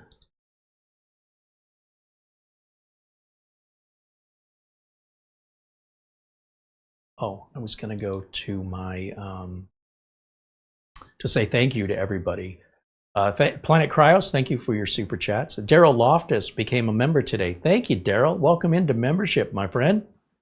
Peter VZ with a €1 super chat earlier. Thank you, Peter, as always. David Graham and Mark Gaines, thank you for your generous contributions today during our, in the live chat, in the super chats. Thank you for those. And again, there's Planet Cryos a couple times, 4 times in a row. Thank you, Planet Cryos. Shop Persian Rugs, I'm sorry I missed your $2 super chat much earlier. Thank you so much for your support. Of course, our friend Buster, thank you so much to our friend Buster Oystein, Paul Gray, folks like Mark Gaines and Phil Stodd, and David Stetzer, Rob Foster. These guys are some very generous members here that I would be remiss if I don't mention their names. And then I always think about somebody's name when I'm done, and I feel so terrible about it. So if I have left you out, I didn't do it on purpose. Charlie Purdy, there's another very generous member whose name I left out. Right there is an example. Thank you for your continual generosity and your super chat today. Abdul Azim Patel has been a member here a long time. Thank you so much for all of your support. Without you guys, these videos would be very different and very more infrequent. So we can't thank you enough. For everybody else in our chat, thank you for hanging out with us and interacting with us. And that kind of support is also appreciated. Do check out our forums one last time. I'll put that up on the screen here. And that is at, as soon as I find it, right here, careyholzman.boards.net. All free for you to sign up. Just register for your account. And it's going to look like this the first time you go there. This is what the page looks like today, January 16th, 2025. We'd love to see you in there and encourage you guys to not only talk to us, but to talk to one another. Share a little bit about yourself that you're comfortable with regarding why you're interested in PCs or maybe laptops or wireless or whatever floats your boat, and we'll find other like-minded individuals that you can explore those topics in more depth outside of our live videos. Okay.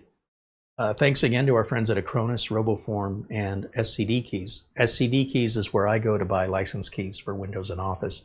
They're saving 30% off the already discounted price. It's just for you guys, just for the viewers.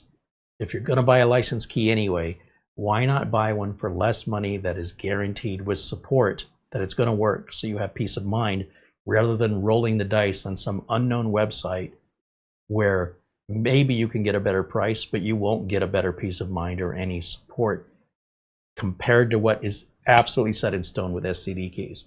I stand behind the products I endorse here, and if you have any issues with any products before concluding anything is terrible, please email us, join our forum, reach out to us, let us help and verify what's actually happening and help you get to the proper resolution, if we can. But if you never offer us the opportunity, neither one of us really know. And again, if you want to reach out in email, our email address here for the channel is showcasecreate@gmail.com. If you want to reach out privately, you're certainly welcome to do that. I thank each and every one of you for hanging out with me today, and I look forward to seeing you all, as I do every Friday at 1 o'clock Phoenix time. We've got a tower computer to finish building using an Intel Ultra 7, and we also have a new cooler from our friends over at Allseye. Is it any good? I don't know. Find out with me tomorrow, 1 o'clock Phoenix time. Hope to see you there. Thanks for joining us. Thanks, of course, to Mara, our channel administrator, for setting up the board. And she's the one that's going to answer all your emails. We respond to all the emails within 24 hours. So if your email is not responded to within 24 hours, you probably didn't send it to the right address, or it got caught up in our spam. In that case, let us know either in live chat or the forums, the boards, because we don't intentionally ignore anybody. So we very much look forward to hearing from you and hope you take us up on the offer. And that'll wrap it up for me for today. Until tomorrow, bye for now.